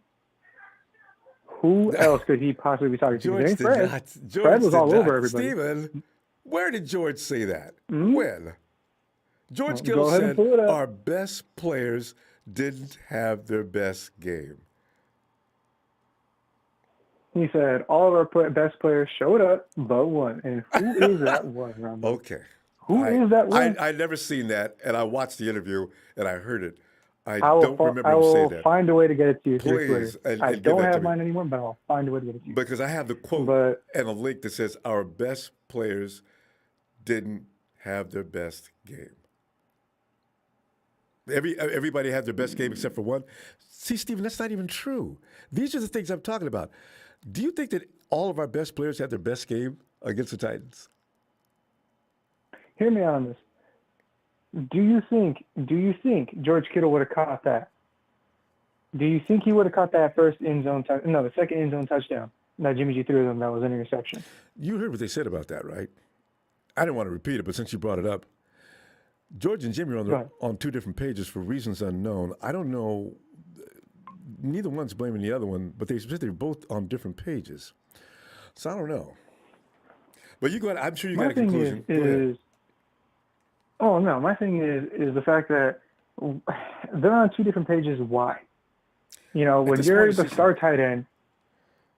When you're the star tight end of a football team and you have a star QB, a franchise QB who is the captain of the team, you guys both have to equally be on that same page. Okay, here's the thing. Equally. Did you see that? You saw the play, right? I kind of think that ball should have been lobbed up, but at the same time, I still think George didn't know the ball was. George would normally fight up in front of the guy that's defending him, right? So I'm not sure if George really realized the pass was coming to him, and they should have got that straight in the huddle. I don't know. That play is very odd. So it's extremely odd. What did you get from that? But you know what? If we make it to the playoffs, Ronbo, if we make it to the playoffs, and let's just, by some grace of God, because someone said it, COVID-19, we're the only team that takes it serious. Every team that we play won't take it serious. Everyone in that playoff division with us in the NFC, outside of, I don't know, maybe the Cardinals, all take COVID protocols seriously. You think no team will take the 49ers seriously? Yeah. I hope they don't. And I hope the 49ers get in there, and I hope they don't. That'd be great. Well, no. What I'm saying is COVID, believe it or not, it's some weird fluke chance. COVID-19 has the 49ers backs 110%. Because when was the last time you ever heard of a 49er player going on a COVID-19 protocol? When was the last time you had, any other team that had as many players as the 49ers did on COVID protocol? No one. We don't have that. No one. The 49ers have been steer clear out of that. Well, with the exception of what player? No, they tested. If I'm not mistaken, I think it was Brandon Ayuk was the only one that was kind of given, They've steered clear of it somehow. There's got to be more than just the 49ers have done that, though. I don't know. And if we make it into the playoffs, who do we play first? The Buccaneers. The one team possibly with the most players to ever go on COVID protocol. That hasn't been decided. It hasn't been decided. You got to wait a couple of weeks on that. But anyway, because it could be the Rams back-to-back, too. Could be the Cowboys. That hasn't been decided. But anyway, Steve, if we play the Cowboys, we're doomed. Well, yeah. I can see you got a lot of faith in Hey, this is going to change this weekend. People see what the 49ers look like with not having a one-day rest and fly to Tennessee. All right? Anyway, we'll see you tomorrow if you got some time. All right, Ronbo. I'll be here. All right. Hey, Liam. Ronbo. Hey, Liam. Come on in. Can you hear me, sir? I can hear you. Excellent. Merry Christmas. Happy New Year. Happy New Year. Happy holidays, period. It's going to be a great 2022. Yes. Yeah. I saw Kwanzaa started today. Yeah. What started today? Kwanzaa. Oh, that's right. I keep forgetting about it. I saw that on the calendar. And I don't... What is Kwanzaa? I have no idea. I bet you and I aren't the only two. I saw that on the calendar. What is Kwanzaa? I didn't think to look it up because I just looked at it and kept going. Okay. Anyway, Liam, we can't make jokes about Kwanzaa. It may piss somebody off. I can guess and stuff, but I don't want to be so wrong, offend anybody. And because I would mean no harm. I've heard about Hanukkah. Okay, never mind. Let's move Someone on. in the chat's going to know. Yeah. All right. Okay, so I'll make it quick. I'm a big baseball fan as well, and this year the World Series champions, the Atlanta Braves. Yeah. And guess what? What? They were a wild card team. Yeah, it happens. You know, it doesn't matter. You just got to win. You get in, and then let's see what happens. That's the beautiful thing about sports. It's human dynamics, human factors. Yep. You never know. You know, if everything went according to script, the way you draw it up with X's and O's, I mean, there wouldn't be much point of watching the game. It'd be very predictable. It'd be kind of boring, you know? Truth. But watching people make mistakes and watching athletes do the unthinkable is what makes sports so incredible, the human factor. And that includes the refs, So, anyway. Yeah, unfortunately, it includes the referees who, at times, have cost us many victories. So I just wanted to mention that off the top. You know, and if we can get in, then... Liam, just before you finish that point, just keep in mind yesterday, the Browns got held. I mean, it was egregious, and the ref let it go. The Browns were driving. Mm-hmm. I felt so sorry for him. I'm not even a Browns fan, but I felt sorry for him because I'm sick of the refs. But go ahead. Totally. And in baseball it comes up a lot. I mean, we're always complaining about, you know, balls and strikes. And everybody's advocating for the robot umpire, you know. Because really human beings, it would work can you actually perceive a fastball that's moving 100 miles an hour, you know? Like how much can the human mind actually compute? Anyhow, so about Jimmy, you know, here's a couple of things. If we need a drive from this man, I believe there's two games this year that stand out to me where Jimmy G delivered with a last-minute drive, put us ahead, or tie us against really stout opponents. And I forget where the game against the Packers was played. It was in Levi's. Regardless, it was the Packers and the Titans. Yeah. And he delivered. And in both cases, but at least we won the Bengals game. But in both cases, our defense, and this is it, you know, I'm not trying to blame the defense. I'm just saying football's a team sport. And sometimes your quarterback, you know, doesn't play perfectly, and that's okay. You know, but I did notice, as much as we had, you know, Jimmy G threw 2 picks, our defense didn't come up with any turnovers. And I got to tell you, I've watched every game, and it really feels like the secondary, there's lots of picks that should have happened, like, and woulda, coulda, shoulda, like that's life, and that doesn't really count for much. But I mean, when we played the tip drill. I mean, how many guys here know the tip drill? Everybody knows that game. Sure. And you're supposed, like, the point is, again, it's sort of like it's like a metaphor for life. You never know what's going to happen, but you got to be ready. And if you can touch it, you can catch it. You know, that's another mantra. And a lot of times, you know, these are turnovers. They're so consequential. We need the takeaways. It's linked to a point I made the other night about how because of the style we play, we need that turnover differential. We can't have -2. Like -1, maybe we can live. But, you know, unless we're really lighting it up, I mean, we're riding the line. We got to be efficient. You know, we can't. Anyhow, so Liam, just to piggyback on that point real quickly, do you know they're the worst team in the league for giving up the ball? The Titans, they are the worst. And we didn't get one. Really? Yeah. I did not realize that they had that much of a turnover differential. But, like, our secondary and our linebackers, I don't know what it is. I don't know if anyone else has noticed this, but to me, it feels like there's so many drop picks. So many. And it's like, it's so maddening because there'd be 2-3 new victories on our tally right now, just with a few of these picks. Anyway, I'll wrap it up real quick. I do want to mention one more thing about Jimmy.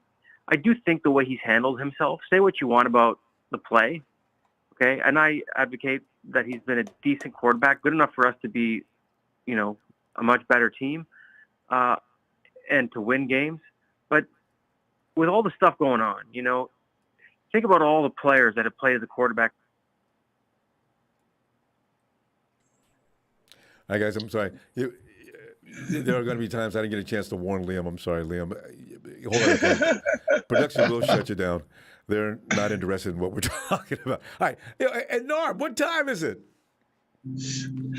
It's time to say it's Niners all day. Even on days like this, man, where you have calls like this, man, where you have fans like this, when you have games like this, man. And now you have situations like this where the Niners, man, I almost came with a cool rap song. I was about to come in here like, dude. Now this is a story all about how my week got twisted upside down. The Niners were in the playoff picture sitting right there, and they got whooped by the Titans, and now we're all scared. Yeah. We got whooped, man. I don't even pay attention to the scoreboard. I think the Niners really got whooped that game, and I'm going to tell you why.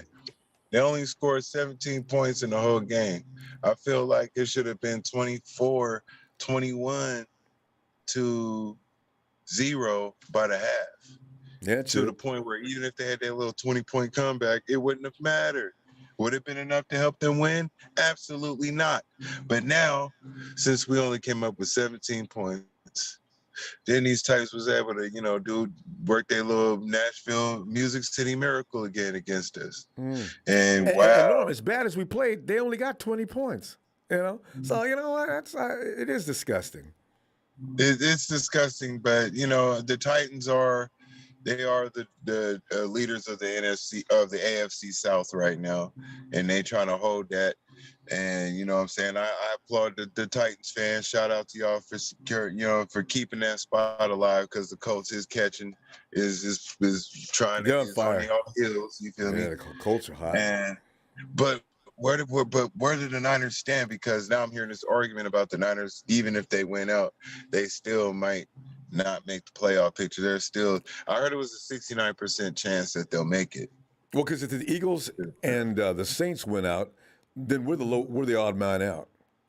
I didn't really know how that came about, but yeah, that's what some people are saying. I don't know, but we'll find out these next couple of weeks what happens.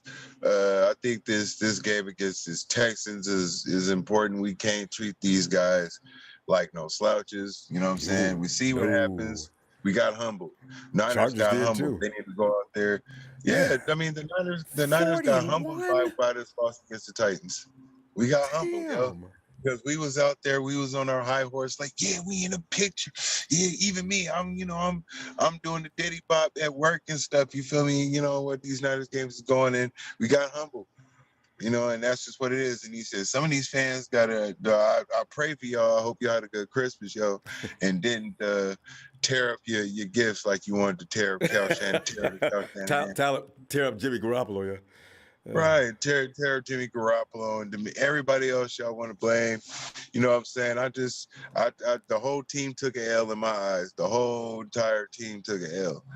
Everybody took an L. Not defense didn't get no turnovers. Offense gave up the ball. Everybody took an L. Special teams didn't come up with nothing spectacular. You feel me? Except for a field goal here and there. You feel me? But it's just. They gonna have to do better than that next week if they want to keep themselves in the picture. That's all it is. Yeah, true, very true. So I don't know. No, the other thing is though, we didn't have a time all year to really get excited. I mean, even when we won, there were a lot of people unhappy. I don't know that this season is really strange, almost as bad as strange as 2020. In that it COVID 2020. But this year, win or lose, we're still not happy people. This is like the Omicron variant of the NFL season, bro. This is really big time. That just it. The Niners just got a hit of it. So it's okay. Like, I'm like this. They 8-7 right now. This is better than what they was doing last year. I'll take that. But they got to do better. I want to see them get these dubs so we can at least say, you know what, we tried. We had to move forward from this. Yes. We can't be sitting over here. If we get to the playoffs, I am not joining the Debbie Downers. I am celebrating. I'm sorry. I'm not celebrating because we did get an L. I'm humbled by this L. No, I'm not over here. If we get into the playoffs. I'm not sulking. I'm not blaming them. I'm not complaining about nothing, yo. I'm just like, y'all took this L, take this L like some G's, and go out there next week and really find out how to turn that L into a dub. That's all y'all got to do. And it's your job. Exactly. So, yeah. It's up to us to support. You know, the 49ers play better after they get the butt beat. You can just keep changing the channel. I mean, we human beings. Nobody put a gun to your head and say be a Niners fan. You feel me? It's not like y'all court ordered or nothing. Some of y'all court orders sound like y'all court ordered. I like to be miserable all the time, whether you win or lose. Come on, is that fun? I got some recovery classes y'all can go to, some anger management classes, some Alcoholics Anonymous, some Depression Anonymous class y'all can go to kind of get y'all over these little slumpers y'all get when y'all take these L's, yo. Yes, eat more sugar. It's like life, man. You take the L's with the dubs. It's like life. Take L's with the dubs. I took plenty of L's, and now I'm taking these dubs, and this is keeping that same energy. Done. Straight up. There you go. All right, Norm. We're going to go, and I'll look for you tomorrow, okay? All right, and that's all I got to say, and I hope somebody's MCM tomorrow, and if you're not, then I hope somebody comes your way. And that's all I got to say, and it's Niners all day. Night, Norm. Good night, y'all. Good night to the faithfuls. Happy holidays, Norm. Happy holidays. Yeah. All right, and let's go check out Jason. Hey, Jason.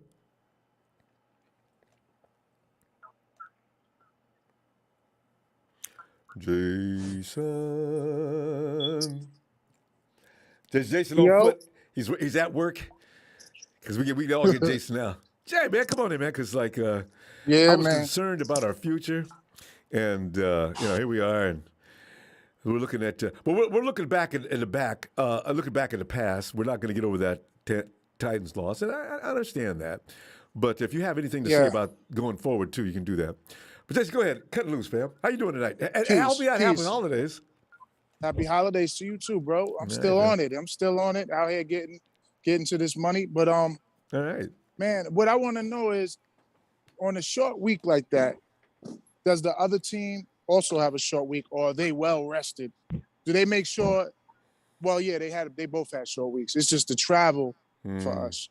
But that was a hard one. I seen the lackluster energy that brought. And that's what we saw. I believe it's nothing to worry about, although we have to win out. And now we don't control our own destiny, which is unfortunate. Yeah. And we could easily, what if every loss we had this year that we could have won, the Seattle game, this. But we are where we at. We have to fight from here. You know what I'm saying? So this weekend, who is it? The Texans? Mm-hmm. And then the Rams. They're no longer chumps, Jason. That's what's really scary.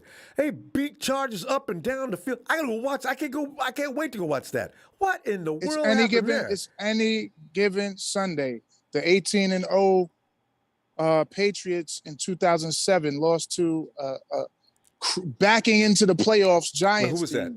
It was the Giants that beat it. The one loss of the season. Right, in the regular season. Any given Sunday, like the caller earlier said, that's why they lace them up. That's why we play. So I'm not really too worried about the Texans right now. We're going to get our rest. And, Jimmy G is Jimmy G. I think when he does good, we kind of get sold into the idea that he's going to stay there. And like in the red zone, that Ento, I kind of was braced for it already. It's like I'm a battered wife or a battered, like I'm like, oh, here goes Jimmy. It's Jimmy. Doc, put your hands up and get hit again. Yeah. And then this is a statistic too that I'm going to go back to Kyle on this one. There is now a statistic about Kyle Shanahan now. There's a whole track record scaling back to the Atlanta debacle, Atlanta versus the Patriots. He can be shut out offensively for 2 quarters, 2 entire quarters. Usually the first 2 quarters too. It's usually after the half where he's shut out. Yeah. When you think about the the Chiefs Super Bowl, not to bring up that wound, but where's the points, Kyle? The Patriots game, you're shut out for a whole 2 quarters. I have to look at Kyle on that because it's happening so many different teams that he's coached, whether it's the 2019 Niners, the last year Niners, that Lions game. Think about that, 38-0 to 10, and we had then to we hold on to finished the win. game 41 to 33. That says something about Kyle. Jimmy's Jimmy. I could win with Jimmy. He's an accurate passer. Kyle has to stop drawing up the game plan where it's putting Jimmy where he's making these risky moves. You know what I'm saying? That's coaching. Like everybody in the league now knows Jimmy watches the receivers over the middle, and all you got to do is sit there. Even though that guy was man to man, that was I would have threw it up over. You know, Montana and Wash always spoke of throwing it where only the receiver can get it. Yeah, Kittle's 6'5", damn near. Throw it only where he can get it. If he don't get it, no harm, no foul. We kick the field goal. But you know, it's a game. It was one game, man. I'm not tripping. And also noteworthy is DJ Jones was down for a little while. The running game, yeah. So he's really been stopping the run, a catalyst for our defense, plugging up holes, creating a hole, and he gets to the quarterback too, man. So he garners attention. He garners some attention. So we lost some guys. Health is not as bad as it was, but that's a big piece. You know, DJ Jones, man. So going forward, I think we'll be all right. We just got to hope for some magic from up above now. The football guards have to smile on us now at this point. And either Dre or Aziz heal up, then I'm ready to go. Oh, man. I'm not even, you know what? Greenlaw has been gone all season. I've already kind of subscribed to the notion that Shalir is the guy. You know what I mean? Right now. But the problem is Greenlaw is not available for us. But he's got an MCL, fam. Aziz is like, we're going to get the diagnosis is coming up, I guess, tomorrow. Lord. I know, right? I passed out, too. God, Jesus. Now, we got Flanagan, Foles, and Fred. And that's it. We better we better go re-sign that guy, McMichaels, is it? Michael? We had a linebacker, a veteran, like 30-year-old guy. He was from Philly. Actually, I think they brought him. Oh, I know what you're talking about. Micah. I know what you're talking about. I can't remember his name. Did he play somewhere? But Jason, we got to go, though, fam. I'll tell you what. All right, I'll be bro. back tomorrow looking for you. All right, man. Peace and love, bro. Peace and love, fam. Night. All right. And I look at this with shame. I don't know why. I don't know. Kwanzaa, thanks, fam. Kwanzaa is a celebration of our African culture and heritage. December 26th, January. Know thyself. I won't forget again. I should have looked that up before I said anything about that. All right. Emilio. What's happening? Emilio, man, it's we're continuing the Jimmy roast from last Thursday.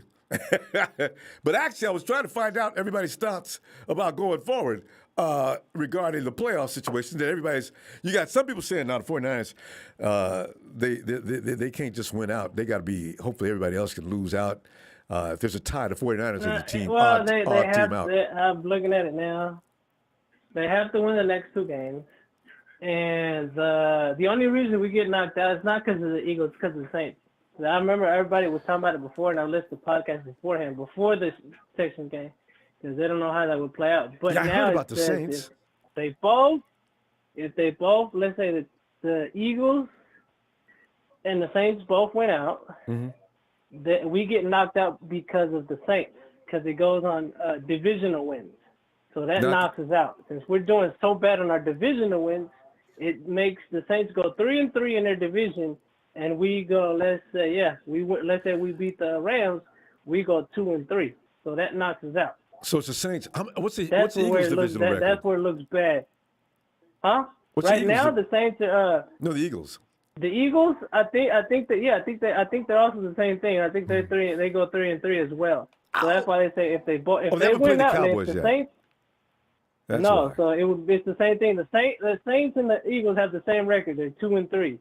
So if they both win, they go 3-3. We get knocked out. We go 2-3 in our division, and that knocks us out. Takes us right out.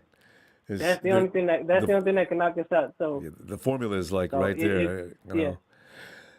Well, so, yeah. Emilio, with that said, let's say we all lose one game, we would get knocked out because of that one game, because it goes on our division. So we have to win a divisional game, and we got to hope for the Saints to lose the divisional game and the Eagles to lose the divisional game. So it's just weird. So it just wait a minute. Yeah, How many games it goes on divisional division? game. 1, 2. We'll only have won 2 games if we beat the Rams because that's right. We got swept by both the Hawks. 2 would beat the Rams and the Cardinals. Okay. Yeah. So if we would have won the Seahawks game and we would have won the Cardinal game like we should have, we would have been worrying about this. Damn that old Tennessee game. It is what it is, but it don't matter. But I mean, if we would have won it, we wouldn't have been worrying in this scenario. It would be even in this situation. Happened. It happens. So, like I said, I had a feeling regardless if the only team I see losing anyways is actually both the teams are going to lose, Eagles and the Saints. I don't see them beating the Dolphins, and I don't see the Eagles beating the Cowboys because the Cowboys, what they want to do, they also want to win out. Yeah. And trust me, they're going to want to play them, and I'm going to tell you why right now. They're going to want to play them because if Green Bay loses one game, that makes the Cowboys the number 1 team in the NFL. Oh, I mean, in the right. NFC. They don't want to lose. Get that bye. That's right. I forgot about the bye. They could be motivated by that. So the bye is still in play. If Green Bay loses any of those games, they get the number 1. So don't think that the Cowboys are going to say, "Oh, forget the Eagles. We're going to take them like Put the second straight do that. Sit all my starters down. So no, they not know. And if they want that number 1 division and they know it's in reach, they're going for it. Because I know, because we usually, when we went to the Super Bowl, we didn't rest nobody, and it went between us and the Seahawks, and we wanted to win it. So don't think that the Cowboys are going to say, "Oh, forget it, we don't need to win." Unless the Packers say we don't need to win or whatever else. Yeah, if the Packers lose one game, because they got 2 games, they lose one of those 2, it puts the Cowboys in a situation where we want this bye. So we're not done. We're not out. Of course, we're going to need help as it is, but it's not over till it's over. We still got 2 games. We need to win out, and what about everything else? So as long as the Eagles lose and the Saints win 1 game, we're pretty much good. We just have to win these 2 games. I don't care how we do it. We keep blaming I keep hearing people playing Jimmy. Jimmy wasn't the only one that played bad that game, because if you look at Kittle, he didn't have a spectacular game either. So this game went a lot. Defense didn't play so great. You're right. When's the last time anybody covered George? Fine. Even if I get heat for it or whatever, and thinking I'm protecting Jimmy, I'm not. That was a whole team loss. That was a team loss. Yes, he can't win by himself. Jimmy makes it. Look, Jimmy takes the whole blame just because he's the quarterback. Yep. He's the quarterback. I said the only interception I really blame him for is the one in the end zone. That was just bad. It was 2nd down, 2nd and 8. You could have thrown the ball somewhere else. You still had another down or 2 to go for. Second one too, Emilio. That's the only one I really take the blame. It's just a board, Jimmy. He didn't play great. He didn't play great, but still. Yeah. No, that was his fault. I blame him for that one. The overthrown through juice, whatever. Yeah, that was painful. Like I told you before, everybody's overthrown quarterbacks. He's not the first one. He ain't gonna be the last one. Yeah. And I'm not protecting Jimmy, but Jimmy did have his mistakes, did have his hiccups. But if him and the team don't turn around this Sunday and beat the Texans, we're gonna have I will join the haters club then, boy. The only reason the Texans won. Yeah. Oh no, I'm gonna tell you, Herbert had a Jimmy game. He was throwing picks left and right. That's the reason they won. He threw 3 picks. I mean, how do you expect nobody? It's like us. We threw 2 picks. How do you expect us not to win? He threw 3 picks. How do you expect the Texans not to win? You could still overcome picks. Picks should not determine. Stafford threw 3, and he still beat the Vikings. Maybe we're gonna run out of time though. Let me see you tomorrow, fam. So, anyways. Remember, we're not out. Relax, people. Jimmy does have, but like I said, he wasn't the one who played bad. The defense played bad. Kittle didn't play so great. He only got he didn't even get 100 yards like he's been doing. When Kittle and the running backs ball out and our receivers ball out, we have one hell of a game. We win. Like I said, it's not done and over. I still think we can do it with Jimmy. I still believe we can go the other way. It's not over until we're eliminated. Then hey, until then, playoffs here we come. Like I told you before. All right, Emilio. Football is played in December and January. So, hey, we're not done and out yet. All right, fam. I'm going to see you tomorrow. All right, Emilio. All right. Good night. you. Hey, Brian. Brian. Happy Kwanzaa. I didn't even know. You know what? The law says roll your damn roll. The law has arrived. Brian, come on in, man. What's up, Ronbo? Season's greetings. Thank you, Brian. You know, people need it. It's time to be festive. Stop hating folks. I'm telling you right now. The thing is, I didn't ask about Jimmy. I was asking about how we gonna do going forward. And here comes, if Jimmy G was in front of me, I'd run over him with my car. I better not see Jimmy on the street. I'll choke him out. God. No, but Brian, what are you thinking? Okay, Rumbo. I'm gonna give a couple of points on the game we just played, and then I'm gonna give you some points going forward. Now, on the Thursday night game. Now, the first one, okay, Jimmy G, he had his share in that loss. Oh, I'm not gonna put the whole game on Jimmy G, but he had his share, and he got a nice share. You know, he threw two picks, and then he missed a wide open fullback. Yes. Down the sideline. He did. Now, on the interception, both of them were unforced, meaning that the Titans didn't blitz. They were unforced. He stood flat foot, The end zone interception, he stared. He looked Kittle all the way. If you look on on the instant replay, they showed Jimmy G. He was waiting. He was looking. He didn't go through no progression. He was looking at Kittle the whole way. Target from the gate. Yeah. He was looking for the whole way. Brian, when he missed, Brian, I just want to ask you something though. When the last time you saw Jimmy and George get together on that kind of hookup, didn't you see George rushing to get position on the defender? I didn't see George. George was standing alongside of that defender as if he was a decoy. Yeah. I still think like Jimmy says, him and George were on the same page, as did George. I have a feeling that may have had a little bit to do with it. But Jimmy, I don't know what he thought. I think they probably got their wires crossed or whatever. I think George could have probably also helped his quarterback out by getting in position quicker. You know, or just jump in front of the guy or something. Post him up. But you know, you got to give the DB credit too. The DB probably saw it. DB probably saw the Jimmy G's face play too. Forming up. He said, you coming here? We don't. You gonna come over here? I agree. We don't give the defense enough credit. Exactly. Right. So you got to look at that. When he missed Juice down the field, wide open. That was terrible. He was not. He stood flat-footed. He had great protection. Now. And he could take your time. Hit him. He missed it. Hit him. Over his head. I mean, no. Damn. But then but Ronbo, here's another thing, Ronbo. Now, even though we had a 10-0 lead, with all that, we still had a 10-0 lead. Yep. Now, halftime is supposed to be for the word, boys and girls, that begins with A. Yeah. Adjustments. Yeah. What adjustments are you gonna make? You know, what can we do better?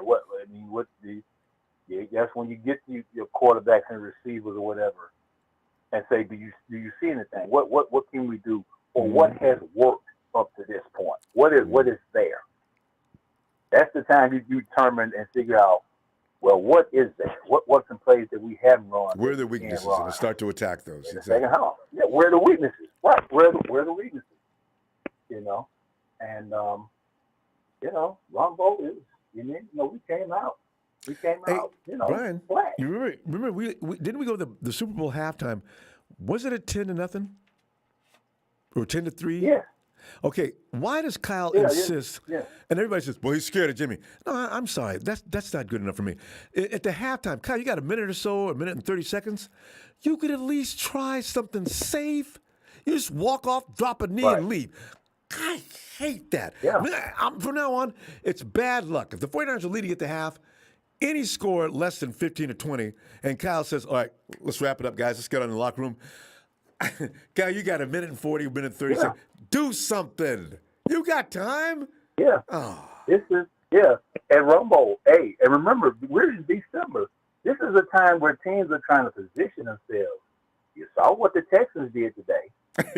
I can't wait to go see it. I've not seen it yet. They did. We can't take no team for granted. I don't care if we were playing. I don't care if the 49ers were playing your high school next week. Yeah. We cannot take them for granted. Hey, they was hanging loose out there today, fam. The Texans say, we ain't got nothing to lose. We going to play things y'all ain't never seen before. Exactly. Oh, my God. Anyway.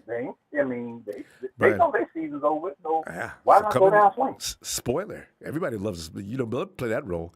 Brian, we got to go. I'm going to tell you what. I hope to see you tomorrow. Always up here when the law comes in. All right, Ronbo. Shout out to you. Shout out to the production, and shout out to the faithful. Without a doubt, I am red and gold until I'm dead and cold, and the law is out. Night, fam. Bye, Ronbo. All right, bye. Oh, yeah. Let's go back and check it on Frank and wish him a happy Kwanzaa.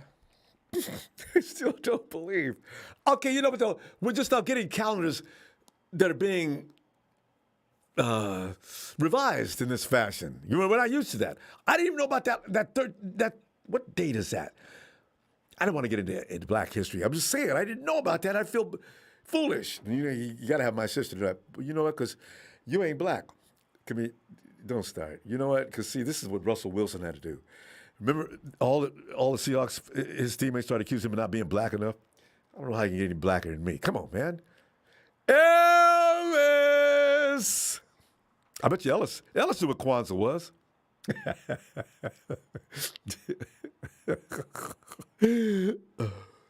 Ellis!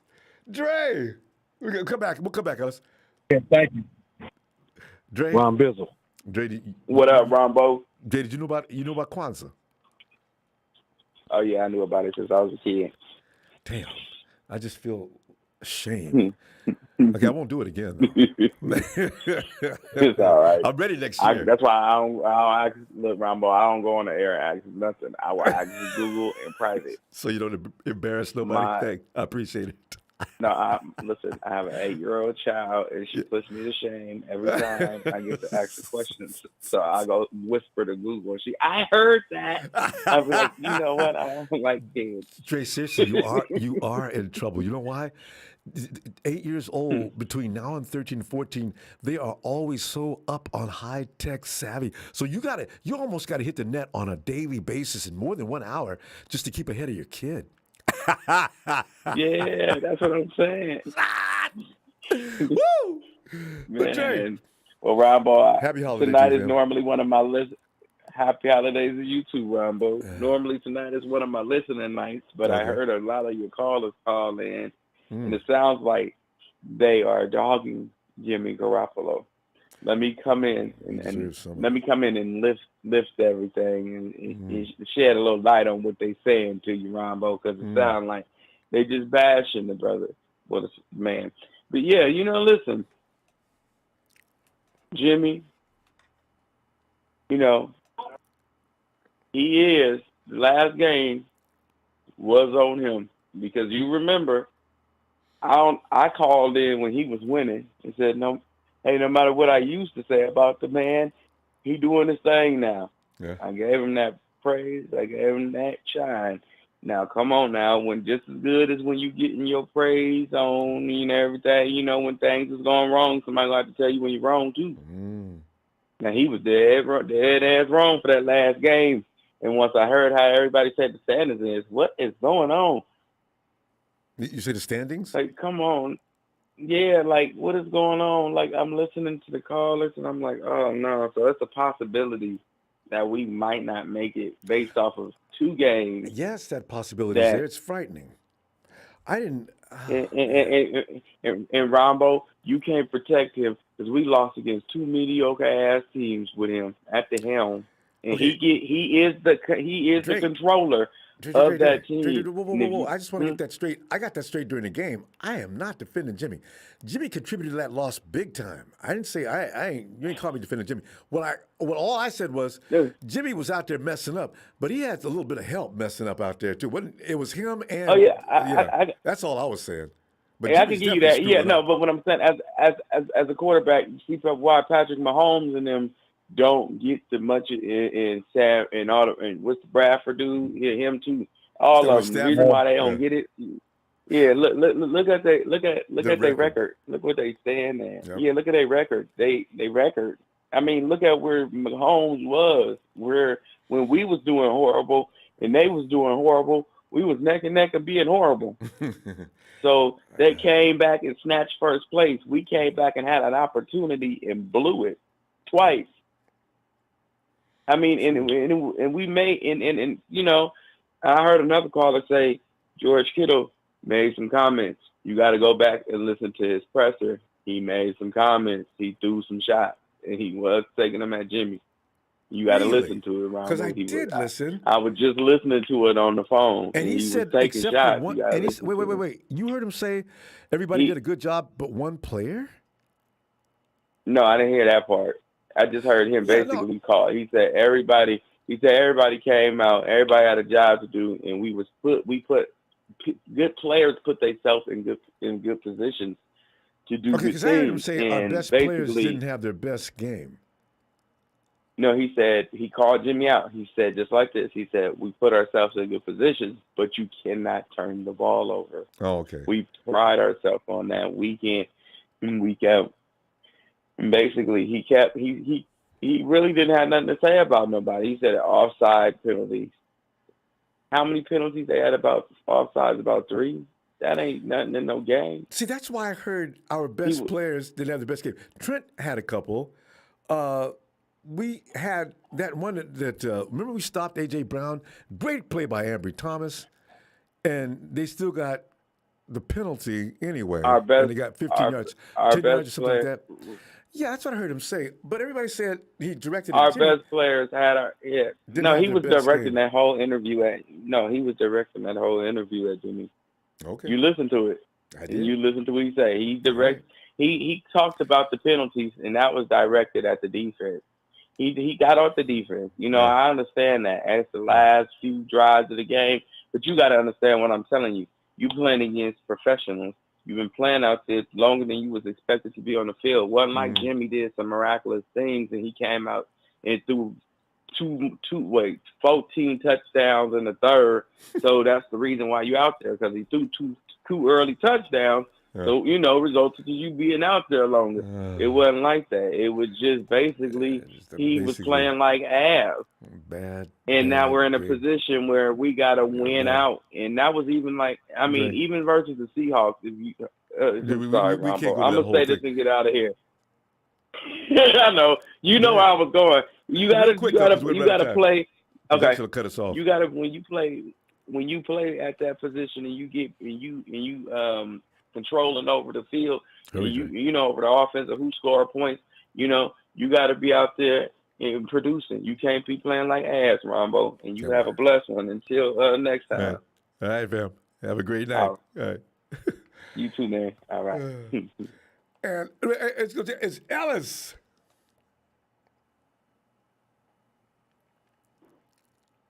Ron Bizzle. Yo. Ron Bizzle, what it do? Happy Kwanzaa Day.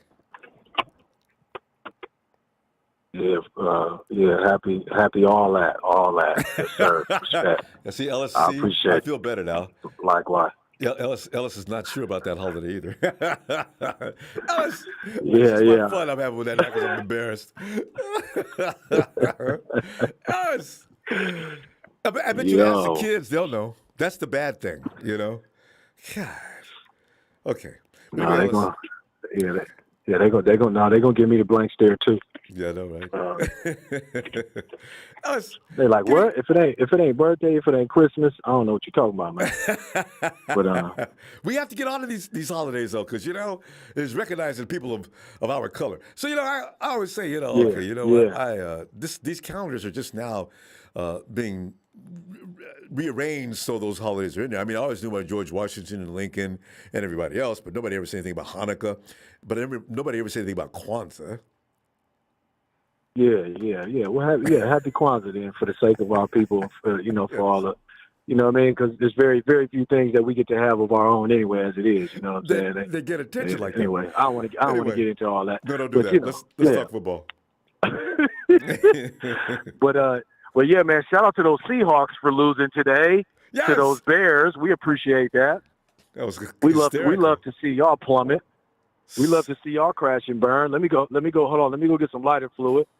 And by the way, Ellis, I didn't even know it snowed. I didn't even know it snowed in Seattle. I mean, it looked like I thought they was in Chicago. Yeah. Well, the weather's a bit trippy out here. We're getting snow in places. It's heavy snowfall, like extra heavy snowfall going on out here. They even said it was going to be snowing out here and potentially in Sacramento, where I'm at. So I was like, I'll believe it when I see it. You guys are too far in. But man, I want to see that. Yeah, so I don't know. Yeah, I don't see it happening, but they were talking about we could potentially see some, which I mean, like I said, I'll let you know if that happens. You know what I'm saying? That's to be continued, to be announced. Take pictures and post it up. I want to see that. Yes, sir. I'll be watching the forecast though. All right, if I get on the freeway about 20 miles though, it'll be snowing. We get up there in the Auburn and the hills and stuff like that. But anyway, toward the border, you're going toward Reno and those. But go ahead, Ellis. Yeah. Well, I mean, I'm just not liking I'm glad that we had the Vikings lose today. That was good. Obviously wait a minute, and the Eagles lost too, right? No, they won. They played the Giants. They didn't even need to play that game. Oh, that's right. They played the Giants. Yeah. They played the Giants. That's right. Never mind. That's the Redskins in the Dallas that's playing. Oh, that was Dallas that won and beat Washington football team to death. I mean, yeah. Right. They got people out there. Yeah, man. I'm just, I'm not feeling too hot. I'm. One thing I am thankful for is the fact that we beat both of those teams. Both of those teams, had we lost to one or the other or both, and they were in a part of our loss column, then we would definitely be in a whole lot more, I feel like, of a strenuous situation. But if we all win out thing and all of us are still eliminated thing did not sound too peachy. So I'm definitely not looking forward to having any of that going on. Hopefully, Nolans, shoots themselves in the foot tomorrow. I'll be making sure I watch that game. Mm-hmm. Yeah. Well, Ian Book is actually a good quarterback, but I haven't seen him really get down this year. Like I said, he's getting put on the spot, with this whole situation. So it might be might be too much pressure for him. But he's kind of like a mixture of Taysom Hill. He likes to run and pass, but he's not as much of a runner. I think he's got a little bit more of a pocket presence, I'll say, than Taysom Hill. But, we'll have to actually see it materialize to see what happens. I'm just looking for them to take that L so that we don't have to worry about them being in a combo of ruining our opportunity. The Texans beat up on I was really surprised to see the Chargers lost to Texas today by such a margin. All right. Whoa. Get ready. Yeah, that wasn't too hot. Don't play with them people. Play them serious. Nah. Yeah, we cannot play. And if they got Davis Mills starting at quarterback, is that who's starting for them or playing right now? Yep. Yeah, Davis Mills is good, man. He's good. He was a damn good quarterback coming out of Stanford. He was a top high school recruit. You know what I'm saying, coming out of high school into college anyway, and he should have went somewhere else instead of Stanford. But I mean, he's a damn good QB. So we cannot take them lightly. Yeah, and they got Brevin Jordan. He's a really good tight end that's there, and I saw Burkhead. He's from the Patriots, I think. Is that where he's from? Was that the I can't That remember. running I heard back or that something name. like that. Yeah, and he looked good. Yeah, in that yeah. last I'm just week saying it's too. for the Patriots. Yeah. Yeah. So Man, he's looking pretty good, Rombo. So I know. we gotta make sure play him that tough. we put these Texans down. Yeah. All right, Yes, before we sir. go, I'm gonna tell you what. I know you had a great Christmas because with that family you got, it was nothing but a good time. Anyway. Oh yeah, yes sir, yes sir. Shout out Got to one the more squad. week off with the kids and stuff, so we'll be here. Yeah, we'll All be here right. again, fam, for the next show. We coming back tomorrow night. You come back tomorrow night, exactly. Sure is. Yes, sir. All right, Okay, man. we'll holler at you tomorrow, fam. Appreciate you as always. Make Thanks, sure you hit that Ellis. like and subscribe, and shout out to production, man. Thank y'all for the platform. Thank you. And peace and love, brother Rumble. Peace and To the next episode. All right, fam. Night. Wait a minute, I gotta take a little run to the the big boy. You know what I say? The big boy's room.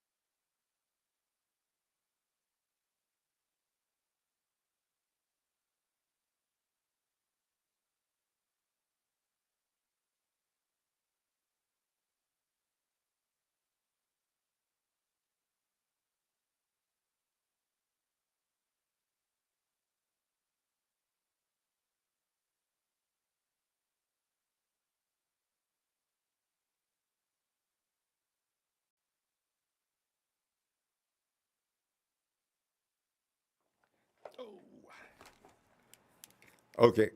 Hey, it's Trey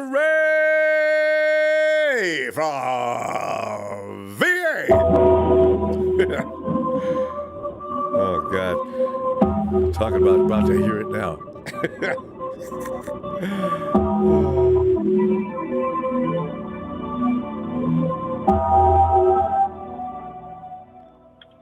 Finally.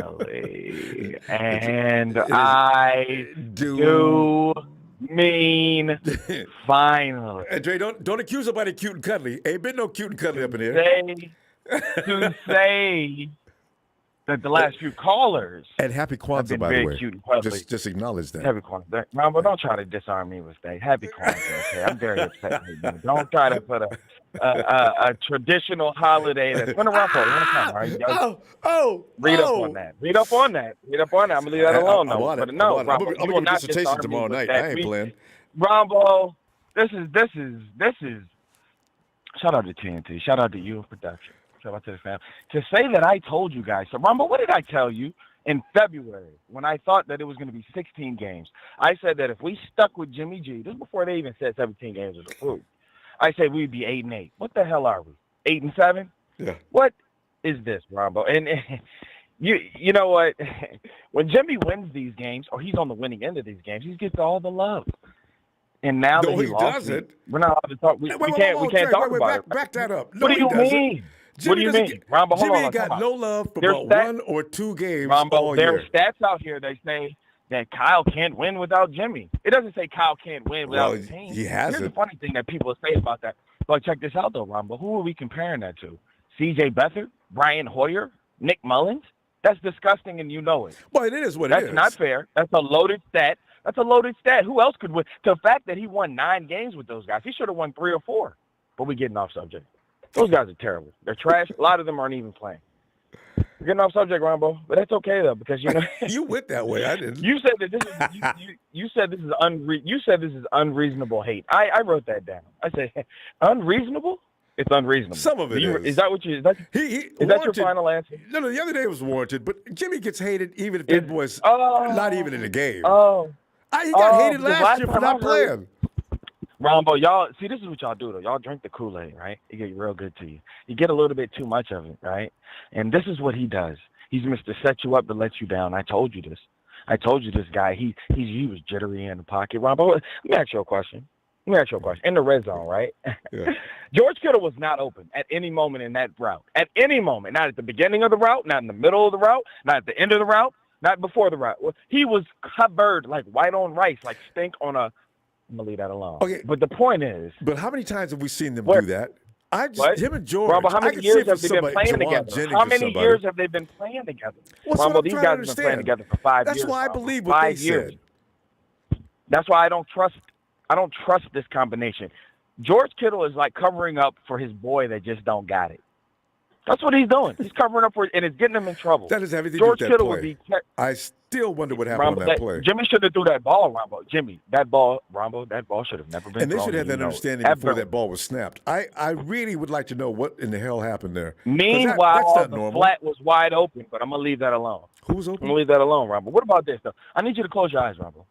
I need everybody to close their eyes. I've already done that once. Just close your eyes. You really called it I know, before and we're going to do it again. And we're going to do this again. I know, because it's a great idea. I mean, the problem, imagine Kyle Shanahan scheming up the perfect play.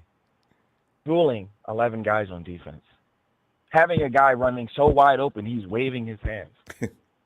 Only to have the quarterback not be able to hit him. So what is that? Is that 14 points right there? Rambo, what about throwing a 21, second actually. INT over the middle of the field? Yeah. Over the middle of the field, Rambo, a wobbly, ugly duck over the middle. Tell me when you've heard that before. A wobbly, ugly duck over the middle of the 10 minutes field. ago. No. Okay. And then missing Brandon Ayuk on 4th and 6. That's the that pissed me off. He's too. wide open. Hey, Jimmy playing stunk. There's lots of things you can point to. But it's not his fault, them all out. He stunk. It's not his fault, though. Y'all say it's not. No, Ronbo, that's $27 million. You know how many quarterbacks are making $27 million? Only about 8 to 10 of them are. He's one of the higher-paid quarterbacks. Isn't Stafford making that much money? It's a lot. He's one of 8 to 10 quarterbacks. I think there was a record. He was like 9 or 10 and in the league this year. He's setting new We're talking standards. about this year. He's setting new standards for INTs, This year, but they win. But Ronbo, the problem is this: they win when he throws INTs. I know, Jimmy right? doesn't. He's 1-6 this year. You know why? Do you know why? You know why, Ronbo? Because he can't overcome them. When you're an average player, you can't overcome mistakes. He's not a force multiplier. He's a detractor. We hide him like a rookie, Ronbo. What part of missing open guys for TDs can Trey Lance not do? What part of missing guys on 4th and 6 can Trey Lance not do? We're talking about a rookie. Are you comparing? I'm comparing, Ronbo. I just hope I'm he's gonna say as good. this, and I'm I gonna hope let it he's go. half as good as Ronbo, everybody when you say anticipates. this, no. I went back because I thought maybe I was tripping. I went back and watched that Arizona game again, and guess what I saw? What? And I'm going to be the first one to say it. I'm putting my reputation on the line. It is what it is. Trey Lance is going to be a Pro Bowl quarterback in this league. We're going to be a dangerous offense with Trey How long Lance. do you think it's going to The take? things that he did with Debo, I would say about 10 games for him to get it together. You mean That's fair. Is he going to be a Pro Bowler next year? No. Year 3. Year 3. Just like that's what Mahomes did. Yeah. The point is this, Ronbo. Jimmy G is who I told you he was, and y'all didn't believe me. He's a con artist. He's a salesman. He's a guy that'll smile when he's fucking up. Yeah. He's smiling on the sidelines. You're laughing like you are right now. It's funny, isn't it? It's funny. In fact, I saw him and George over there acting as if we were this is how winning the low game. we've fallen as a franchise. I just wondered what was Steve going Young on would between never those two. smile after. Steve Young would never smile after an interception. Joe Montana would never smile after an interception. Agreed. But what was going on? George was involved in that. And what was with that fist bump him and George, the camera caught? Like, everything was all right. I was trying to understand. Or maybe they knew something nobody Kittle else didn't knows. want to leave George hanging. Kittle didn't want to, Kittle didn't want to leave Jimmy hanging. Oh, God. No, he didn't. Okay. I'm telling you right now, Ronbo, the problem is this, and ask yourself this. In any of these post-game, and when we won games, have you ever heard our players say, I got together on the sideline with Jimmy. Jimmy showed me what he was looking at. They all We threw it hate up him. in the dirt, and we made a play. They all hate him. No, right? I said they don't. No, Jimmy doesn't make plays with his receivers. That's what I'm saying. Debo, yes. Anybody else, it's a struggle, and that's why we lost. But you saw it. I saw it. I don't have this to year. Ayuk looks pretty good Yeah, last. does I don't he? know, Trey. Does he? I'm He just, does I'm look- just he going looks- off what he I've looks- seen. But Ronbo, you know, what is he? Ronbo, what does he have? 18 catches for 130 yards. I mean, what are we talking about? Who are we talking really? about? Ronbo, this is the stat that'll kill you, Trey, Ronbo. We Trey, what are played you talking about? 15 games. You No, I'm talking talking about about Juwan Jennings. Juwan. No, I'm talking about Jennings. He has like 130 yards this year. I mean, he's you not- say he's looking good. I mean, that's he's not utilized I'm not that saying he's often. looking bad. No, but he's, Yeah, because Ronbo, let me tell you why. Hold on, let me say this. we played hurry, Trey, because 15 we're going to games, get cut Ronbo. off. I know. This is it. We played 15 games, Ronbo. Jimmy doesn't even have 20 touchdowns. Yeah. That's disgusting. Think about that. We played 15 games. It's a little more than one a game. This is what I'm talking about. This is the type of game management I'm talking about. And on that note, production, I'm gone. All right, Trey. Have a good night.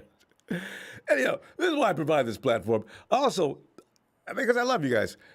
I want to come in and get it all out. I'm just saying, but I will give pushback on things I just firmly disagree with. But it's still fine. Frank's gonna have some bad news or some bad stuff, I'm sure. Frank, come on. Ronbo. What's up, Ronbo?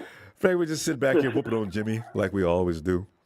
But hey, Frank, as a matter of fact, while you whoop on Jimmy, because I know you're going to do that, but listen, what are you anticipating going forward with the playoffs? Because with it being said, we can't just win out. We got to depend on teams losing. But go ahead, Frank. Oh, how you, How was your Christmas, man? Oh, that's awesome. Christmas never fails to be a good time. I'm a reverent guy, too. Shout out to shout out to Trey, man, the last caller, man. You dead on, man. Then the caller before that. Yeah, and the caller before that, man. And before that, too. Ain't nobody in here not got on Jimmy except for 2 or 3 people. No. Yeah, some players call in, man. I'm like, stop taking that for the man, man. The man played like garbage, man. I think not you. Not you. No, not you. I'm saying whoever. I think Liam if somebody said called about, in, somebody called in and was saying Marion. about Jimmy.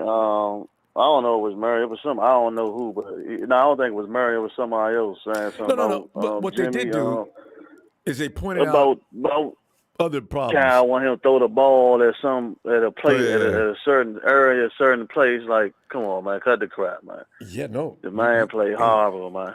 Some of us do wonder, though, what would he look like if he went off of Kyle's book and just went on his own every now and then? But he won't. Anyway, go ahead. He played horrible, Ronbo. The player open, you supposed to hit him. Right then and there. You supposed to hit him. Ronbo. Or he played terrible. Or check it down if it's not there. Don't insist. That second INT, that was totally uncalled for. That man was not open. Jimmy, throw that shit Jack away. Rabbit was all over him, man. Jack Rabbit ran the whole route. Kidder wasn't never open from the jump. Are you talking about at all, man? The first INT, yeah. The first and on end zone at the red line, at the goal line. Jimmy. Yeah. So he. I mean, I don't know, Ron. It's hard to say, man. Going forward, because it's like Houston look good.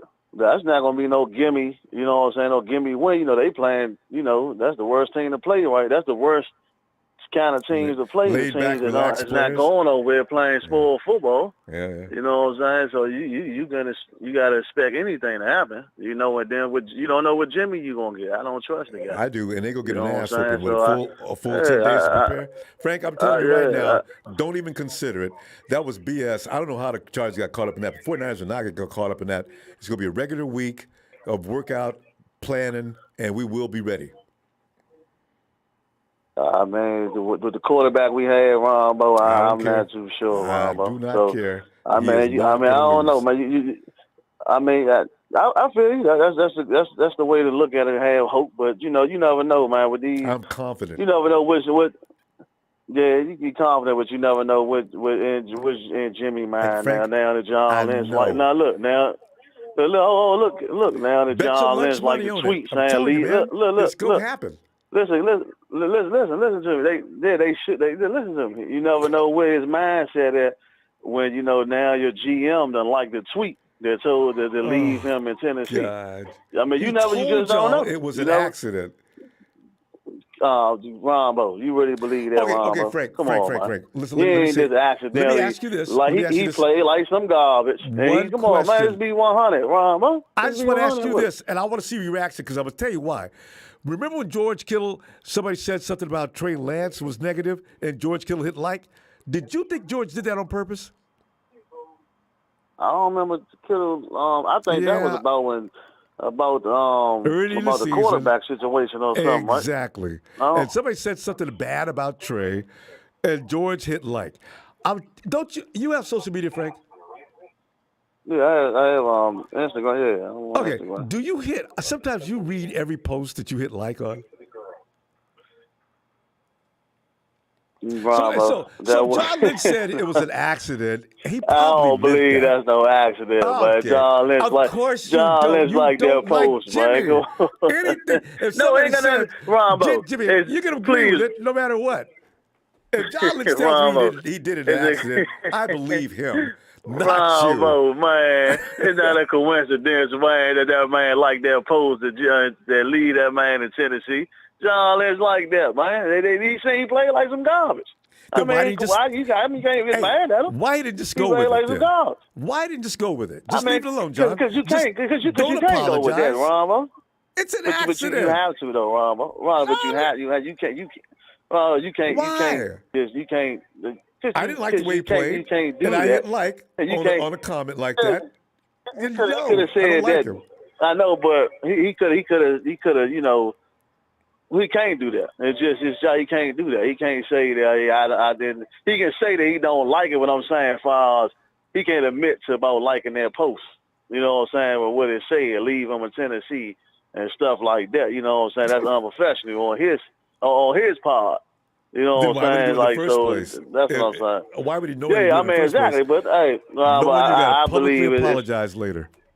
Frank, ain't nobody gonna talk you out of that. You believe he meant every bit of that, so that's fine. It's a truth behind every lie, every smile. There's a truth behind something. Yeah. I mean, you dang on right with enough. The way he played, he would have caught the bus, man. You're projecting your own personal feeling. I don't necessarily have to be John. He may have accidentally done that. Let me ask you this, Ron. You don't think none of them players on the team feel some type of way after that game, Ronbo? Because we had the game. Frank, we should have won the game. Frank, you played ball before, right? I'm just asking. I'm asking No, you I this ain't never question. played like professional football. No, I just played. But you played ball before. You remember Yeah, there was always a kid or two that was struggling on the team. Did you actually spotlight him and let him know that you didn't appreciate it? Yeah, we would snap on them. If we lost the game because of him, we go and smack at them. Yeah. Because they come. If I mess up, they're gonna come and get on me. Like we would take that to the heart. When I was young, we played out. Who didn't? Who? No, you look. You don't think Tom Brady don't get on his receivers? They drop the ball, and there's a game winning, and they put the ball right there. That's a one-on-one situation. That's what I'm saying. That's a one-on-one situation. But as far as the whole team, I ain't say the whole team. I'm saying, but somebody on our team probably felt some type of way. We just don't know.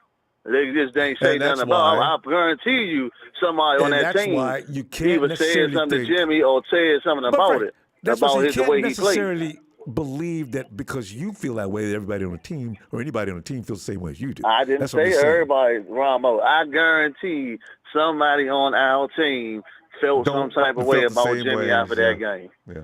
All right. I guarantee you, they did. I mean, it's real. I know it's your reality. I accept that, but I'm not gonna. I want to ask everybody in the locker room. Did you agree with that? Locker room, I bet. I do want to ask, and I want to see, guys. Give me a show of hands of how many people want to leave Jimmy in Tennessee. I wonder, be honest, guys. I bet somebody raised their hand. This is not going to be against you. It's just we want to know, because Frank says that somebody believed that John Lynch did that tweet on purpose, or that like on purpose. Frank, we gotta go. Ron. I love you, man. I just focus on Houston. Just gotta focus on Houston now, man. We gotta go ahead and let that. Leave that behind. And let that game go, please. I hope we do by Wednesday or Thursday. Let it go, man. Because ain't nothing can be done about it. It's over. Anyway. It's over now. So. Anyway, I'll be back tomorrow. I'll see you tomorrow, though. You be on tomorrow, right? Okay. Yes, indeed. All right, well, have a blessing, man. You too, fam. Okay. All right. And what we got? We're going to next here. Bethel. Hey, Rumble. Bethel. So Bethel, I was trying to find out about any feelings toward the games coming up. So Bethel, it's always going to be take shots at Jimmy if you feel like it. But I still want to know our chances of the playoffs is kind of getting a little scarier. What do you think is going to happen next? And then Jimmyisms as well. Yeah, I go. Basically, we just need one team to, lose, and we win our games, and that's it. I know. But, till we could keep that 6th seed, and and one thing that I seen on the sideline also is that every time Jimmy threw a pick, Kyle was pissed off. You could see it in the sideline. Mm-hmm. He was like, that's the first time I see him like doing what he was doing in the sideline. No, remember that last pick about 2 or 3 weeks ago? Kyle walked over and cussed him out. No, but this was worse than this. This was worse than this. You could see it. He was like basically like jumping up and down, like what are you doing? Like, why are you throwing the pick? He talked about it in the press conference. He said it too. He said, And the thing is, I don't know if Jimmy something was wrong with him or what, but I go for 15 minutes, all of a sudden Jimmy looked like he lost his mind. I said it during the game. I said, Jimmy, what's wrong with you? Yeah. What are you doing? I couldn't believe it. I still don't believe it. He just melted all the way down. Yeah. Because if he would have threw that ball lower and he would have not overthrew him high, he would have caught the ball and he would have got first down. Oh, you're talking about the Debo Juice? one. Oh, Debo. The Debo. I'm talking about the touch, the shot to George Kittle in the end zone. Jimmy, what? What is you look straight at him and threw it right at the defender, and then the one he threw deep downfield, the second one, Jimmy, who are you throwing at? Who are you looking at? Yeah. So I said, what did you not see? What are you doing? So as I said, he's looked bad during the season, but not like that. Yeah. I'm trying to figure what is wrong with you. Yeah. So I don't know. No, and you can see it in everybody. You can see it in everybody's like talking about Jimmy G, and you can see everybody knows that it was his fault, and he was the one that caused it. Because if our defense, you've seen how our defense did. Our defense gave the ball back to our offense a bunch of times, and we could have been up 21-24, in the halftime. Yeah, but the miss to Juice, that was a touchdown. That was definitely a touchdown. Yeah.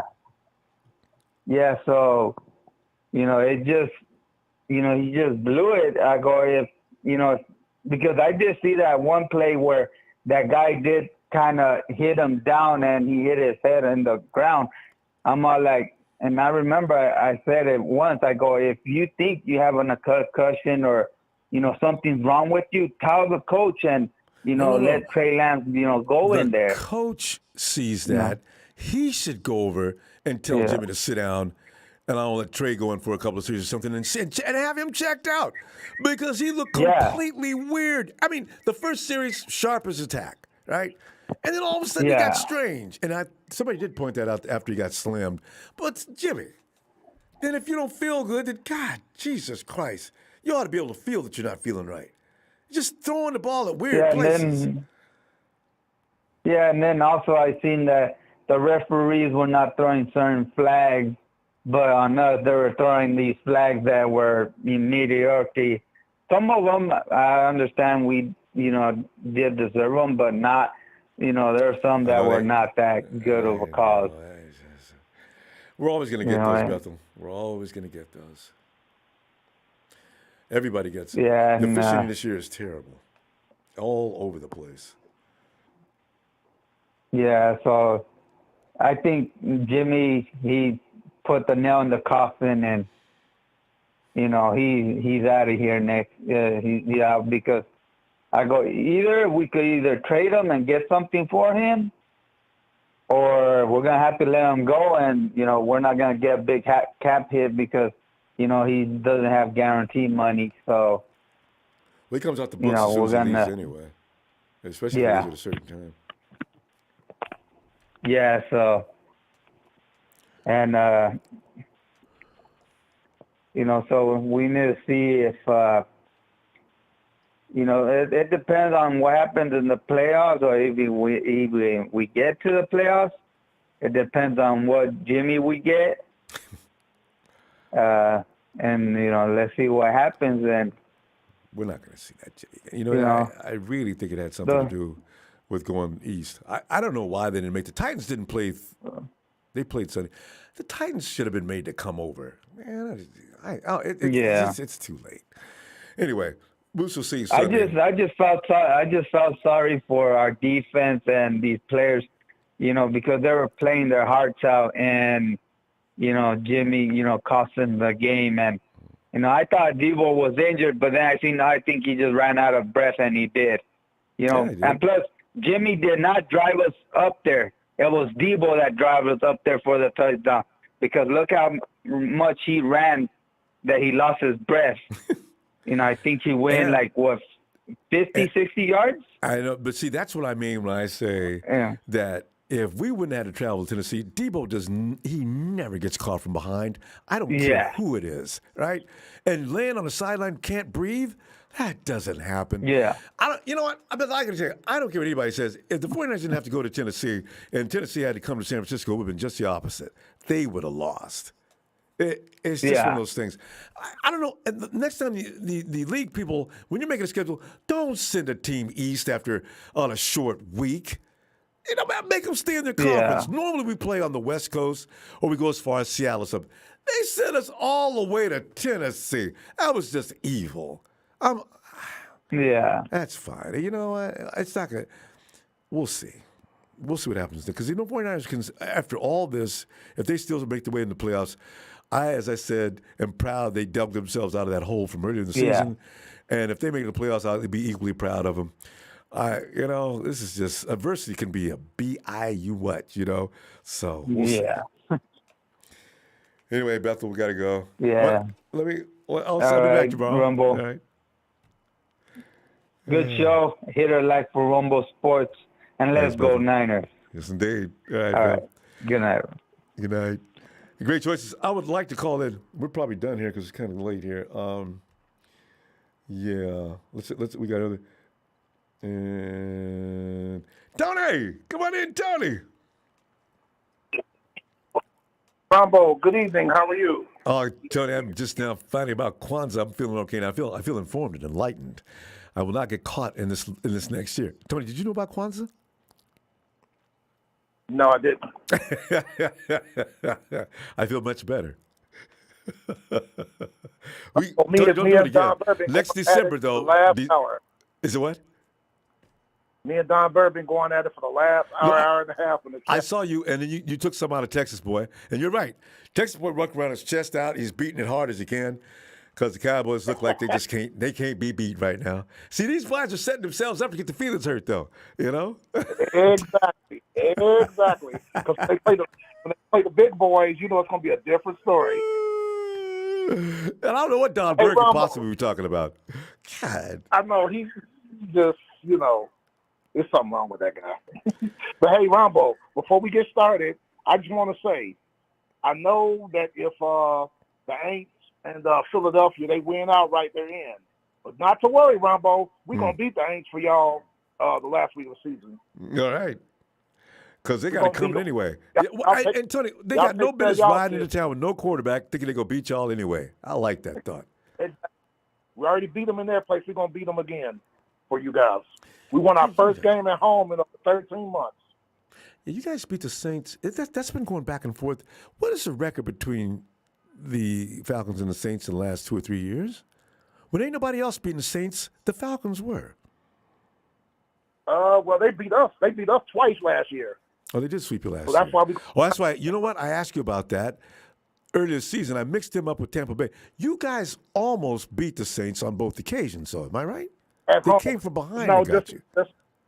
Just the one occasion at home. It's just like Tampa. We almost beat Tampa at home. They came back and beat us. We got blown out in both games on the road last year. We almost beat them at home. Incentive to get them then. Familiarity is all we're it's all gonna about. get them. Yeah, we're going to get them. It's just like I told Texas boy in the chat, Ronbo, all this was with Dallas, it was a revenge game because last year at Dallas, Washington beat them 41-16 without Texas. And they better put be the glad. pedal to the gas. They better be glad that they didn't have all the people that was there that beat Dallas up like that. Dallas hasn't. Washington. They haven't got their. They got some major defenders missing, You know, even with that quarterback, I think they'd be okay. But man, you can't have all Chase. What's his name? Love. What's that edge rusher? Chase Young. Yeah, Chase is very important. That frontline defense is just. I mean, Dak know he don't want nothing to do with that. You know, the other three of them were there. The Ron Payne and Jonathan Allen, they got into a fight on the sideline, by the way. Did you see that? That's embarrassing. I saw that. Everybody saw that. And that's all they're going to do on the sports network, just show that over and over. Mm-hmm. And I'm on vacation this week, so I'm going to be watching Cowherd to see what he says. But I don't understand a difference of opinion, but you know why it makes it look bad with them two fighting? Didn't they both come out of Alabama one year after the next? They played each other in college. So that looks really bad. Did they know each other when they were at Bama? They're 1 year apart. And what is the problem? And why do you need to get that mad that you take a swing? How you got that mad? They were both first-round picks. I know, right? Yeah. I could see yelling and screaming. And Deron Payne in 2018, they were teammates. They played next to each other at Alabama those 3-4 years. I don't get it. Well, they're supposed to be boys. You know what I mean? Yeah, and you bet the coaches go say, we got fellas, no, we ain't going to talk in my office. Let's go have dinner. And I want to understand, help me understand what in the hell were y'all doing? I had to have to know, you know. So, you know. On national TV in front of everybody. Yeah, that makes the whole organization look bad. Well, Don Burton just called me delusional. Well, you know what I called you. I'm not going to say it right here. I kind of feel sorry for you, Burr. He keeps saying, because we beat a free agent quarterback, he keeps saying Tim Boyle's name over and over like he's in love with him. You know, Don Burr, they made how many first round draft? I mean, they didn't get some from the Rams, and they're going to get some of their own. They're going to have a lot of first round draft picks. Mm-hmm. And, I text them in the chat. Said, let's see, y'all won 2 games this year. You won 5 games last year. You won 5 games the year before that and 6 the year before that. Do the math. So, you know. I'm picking. And he's, Tony, do you know any other Detroit Lions fan that's one round running smack? When he did that, I was shocked. Everybody was just abusing him in the chat way back in June. And I think, who is this guy? Don Burr. Yeah, Don Burr. The same organization that 2 Hall of Famers quit on him in their And I understand that he makes his rounds all over every 49er podcast he can find. Everybody knows Don Burr. Really? He's famous. Yeah, a famous joke. Well, I'm glad that happened with the Cowboys. Now they're feeling themselves, and oh my goodness, I can't wait till the playoffs get here. And you guys are going to be the team to take them out if y'all meet that first game. Oh, if the 49ers could just play, because see, a lot of what the Cowboys do, I think the 49ers offensively can work. That's why I can't wait. I said, you know what? The Cowboys are feeling themselves. They're doing anything they want to do on defense. I said, you know, this is where, you know, I need a healthy offensive line, and I just need a healthy wide receivers. I got all of them are healthy now. And when you plan for playoff games, a whole different ball game. It's not like regular season. Everybody thinks. And Ayuk's been balling, and I love Jawan Jennings. I wish he was a Falcon. But Ronbo, I think y'all are the most physical offensive team that would be in the playoffs. And teams ain't going to want to play on. I tell you, man. And Debo is just Debo's a highlight, a human highlight reel. Every time he does something, the lights just turn up louder, you know? So, you know, the Cowboys defense, I see what they did today. I said, yeah, they look scary, don't they, boy? Can't do a damn thing with them. Okay. We'll see. Well, CeeDee Lamb is no joke, though. Yeah. That other running back. What's the guy, Zeke? The other guy opposite Zeke? Tony Pollard. Yeah, that boy. He is good. He was a tag team at Memphis. Him and Darrell Henderson with the Rams. They were a tag team at Memphis. I liked Darrell Henderson when he came out. Yeah. They But got Ronbo, y'all firepower. take care of y'all business. Go ahead, sir. No, I understand. They got firepower. I give them that. But you know what, though? Trayvon Diggs can be beat, Ronbo. See, he's giving up the most yards of any corner in the league. I know he's got 11 interceptions. Oh, I didn't even know he had that many. Oh, God. Yeah, he got one. But yeah, he's one of those guys, though. That's what he lays for. Yep. And what you're saying, that's how he gets beat doing other things, though. Because he's Mr. Pick. Yep. But they say at the time, 899 yards he's given up. Ooh. The most in the league. Ooh. I You didn't can get know him on that stop and go. Mm-hmm. See, that's why it's got to be either Debo or Ayuk, because the timing's got to be right. If you time things wrong, he'll pick you off. But if you can lose him and shake him, running football, especially if you running the rock, then hit him with that play action fake on the stop and go. Yeah. You know, there's ways Cowboys defense ain't invincible. Everybody's proven that. Ain't no invincible defense. So no, and I think your defense will step their game up because y'all defensive line is tight. Come playoff time, boys, this is for everything. Let's step it up. And like some people don't understand, they will not be tired from traveling to Tennessee. Boy, I mean, the thing is, they had a third string offensive line, and they stopped Nick Bosa all game long. Nobody wants to hear it, but I said, you know what? You figure that one out. Who in the hell stops Nick Bosa with a second and third? Pro Bowlers don't stop Nick Bosa. You know what? I can't wait till this weekend, next Sunday. Ain't going to be no tired 49ers. On a few players showing the replay, they holding him, and they weren't calling it. Well, the referees are always going to do that, but they usually work through that too. So, Tony, always fun. I want you guys to take care of your business, man. I do too. They probably going to rest anyway because even if they didn't rest, beat L.A., we will take care of New Orleans for you guys. I'm loving that thought, Tony. All right. Tony, I'll be back tomorrow looking for you if you got some time. All right. Yes, sir. And forgive me, Ronbo. Darnberg, you are ass. He knows it, too. He loves it. Night, Tony. I'll see you tomorrow, sir. All right. And Christopher Hengler says, hope you had a good Christmas, 49er family. Let's focus on the Texans. Then we must defeat Rams. Happy holidays. Yeah. Because, it gets wearing out. Let's look forward a little bit now. I know we're not going to wait till Wednesday or Thursday, but, Anyway, fam, hey, thanks for the contribution tonight, fam. Always appreciated. And I'll see you tomorrow. God. Niners!